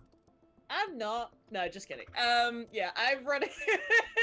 You don't have to. No, she's gonna try and get to the train to get cover for the people shooting. Like, try and jump in to kind of Okay. get out of the way. Okay, so Actually, you're I basically trying to changed go my to mind. the same place the kids are, basically. Yes. Okay. Yes. All right. I So, changed my mind. Instead As of as approaching y'all are directly- making your way towards, go ahead, Booker. Sorry. I was gonna say I changed my mind. Instead of approaching directly, I'm gonna go the long way around and try to flank. Okay, so you're going around them basically. Smart move. Mhm. Good tactical move. The kids are moving to the train at the speed that only teenage college students can move when they're hyped up on adrenaline and caffeine. And the 3 of you, less Booker, are moving in their wake. You see the people in suits have noticed you, and they begin shooting in your direction. 2 of them, one of them still shooting at the kids, the other 2 shooting at you. And so we're going to start with Booker. We're going to go, you are moving around behind them, and it'll take you a few moments to get where you want to be, but they are not paying any attention to you. You will be able to flank them unless something really different happens here. Okay. Get them, Booker. Okay. I want to find like either one of the trains that aren't moving and maybe like get on top of it and get in the prone position with my rifle. Okay. So you're going to get up on a boxcar on a train that's not currently moving. Okay. Yeah. That's really smart. Yeah. Really smart. And you've got the AK-47, right? Yeah. Perfect. Harper, you are making good time. They are shooting at you, but they're having a devil of a time trying to hit you because you're moving so quick. And you are not hit. The ground is pinging. I mean, really, you wanted to live the American dream. This is what you think it is. People are shooting Shoot out the at a ground train, as you yeah. run. Steve Irwin, you are still moving over there? Still moving. Okay. I and can't same really deal- like shoot and run at this point because I'd have to be crossbody shooting. Yeah. Fair enough. So Steve, they are shooting at you. They have missed you too, again, because you are moving. Rosie, you going to keep moving, or are you going to maybe lay down some suppressive fire to help kind of move the bad guys away? Yeah, I'm gonna shoot into the bad guys crowd a little bit just to give the Okay. kids like some distance. So what I need to know is, are you actually trying to shoot the bad guys, or are you trying to intentionally kind of target them in a way that backs them off, like suppressive fire? I'm trying to just back them off, like make them Okay. feel intimidated, but not like kill them. Perfect. Okay. So make me your 2 shots, and let's hear what you got. I will say these are an advantage because they're suppressive. So you're not actually trying to hit a target. So I got 48 on the first one. And 33 on the second one. That's really good. Yeah. So you hit the ground, and kind of the same thing that was happening to Harper and Steve, where the ground is pinging and they're kind of shirking and shrinking. These people do that too. And they kind of step back and into cover so that they don't get hit by the threat that you represent. The kids are in the boxcar. The train has started moving. It is beginning to pick up. Obviously, it's a big train. It's going to take it time to get to top speed, but it has begun moving, and they are pulling each other up into their boxcar. There are several boxcars and other flatbed cars behind that boxcar, so you've got a lot more trains still before it's actually out of the track. Harper, what are you going to do? Can I get close enough to also jump in the car, like in a car on You the can't train? jump in their car. There's probably like 3 or 4 cars that have passed, but you Okay. can certainly get on the train if you wish to. I think take a look at Steve, and then I just like try to grab a hold of, like, get in the train and then help him. Okay. Up. Steve, she looks at you. What kind of visual cues do you give her? Okay, that's Yes. fair enough. Fair enough. Alrighty, you're up on the train. You're pulling Steve Irwin up on the train. Y'all actually happen to be on a flatbed at this point that's got Okay. what look like pump parts strapped to it and banded to it. Yeah. So you're in good shape. The train again is continuing to pick up speed, but it's not anywhere near top speed yet. Booker, you move a little farther around. You can see that Rosie with her suppressive fire has backed them into a position where you could lay down some suppressive fire of your own at the flank, or you can try to move closer and actually perhaps get a kill shot after a little bit more movement. What do you wish to do? Well, is there like a box truck that I was able to get onto? Absolutely. Yes, absolutely. And you can actually move top to top on the box trucks. Okay. I'm just going to move into mid-range because I have a long rifle, and I'm going to not do suppressive fire. I'm going to take kill shots. Okay. That'll take you another action to get to the point where you've got a clean bead on them in order to take a kill shot. So you're going to do that movement action? Yeah. Okay. So next round, you'll be close enough and you'll have a clear line of fire that you can do that. Rosie, they get to go. So you see that Harper and Steve are you can see them on the boxcar passing in your line of vision. They're kind of moving stealthily amongst what look like some large industrial pumps. And you see Booker up on the left, moving across boxcar tops, probably trying to flank them. You can see he's got his AK-47 out. And so you're kind of in a position where you need to do something. And as you're in that position, you see one of the people you've been laying suppressive fire down on steps out and throws something in your direction that looks like perhaps an oversized egg. And as that egg hovers in the air and you see Steve and Harper going away on the train and Booker getting ready to take a kill shot, we will call it for the week on that Of cliffhanger. course. And we will pick it up next week. Let's see if I die. It's in the air. Anyway, so we're going to cut on the cliffhanger for this week. Let's do some quick reminders and thanks. Sholem. Yeah, so don't forget to subscribe to the Games Tavern YouTube channel right now. Subscribing is free and you don't miss any of the action and access to all the shows and content, and more will be coming up there sooner than you believe. Your likes and positive comments on the videos help us with our future adventures and helps other people find out about the shows. So that's back to you, David. Actually, I believe we're to Guy. Oh, no giveaway. That's bad. No giveaway. Yes, my bad. Before we terminate the data feed, let's have our cast recap who they are and where you can find them. Yes. Hi, I'm Ruby. You can find me on Twitter at Ruby_Kemp, or in about 5 hours on Twitch at This Is Ruby Okay. And also more of the Games Tavern stuff, and I've been absolutely thrilled to be playing Harper Campbell for the Omega Files today. All right, and I'm Sholem West. As you know, I'm David's partner in this endeavor of Omega Files. And you can find me here on the Games Tavern or at Sholem.West on Twitter. I'm always lurking around somewhere. That's basically it for me. And I am Guy. You can find me on the Games Tavern, or you can find me at Guy_Foti, F-O-T-I, on Twitter. I'm Sally Stardust. You can find me on Instagram at Sally Stardust RVA. And then I'm also on quite a few of the Omega Files streams on the Games Tavern. I want to give a big shout out to Omega Control, who is our technical specialist, Jack Kelling. Thank you so much. Thank you, Jack. There's what? Oh. Don't forget to take a look at Dirty Deeds on Wednesday, Whiskey, Magic, and Destruction on Thursday, and our special series of dungeon crawls on Saturday with RPG short shots. Thank you for tuning in and helping us shape this event. We do this for you, and we look forward to your continued feedback and participation. Our team is down 2 people. 2 additional agents will show up next week, but who will it be? To find out, tune in next week as we look forward to seeing you all for the second part of this special 3-part investigation field test. Until next week, this is Omega Files, signing off.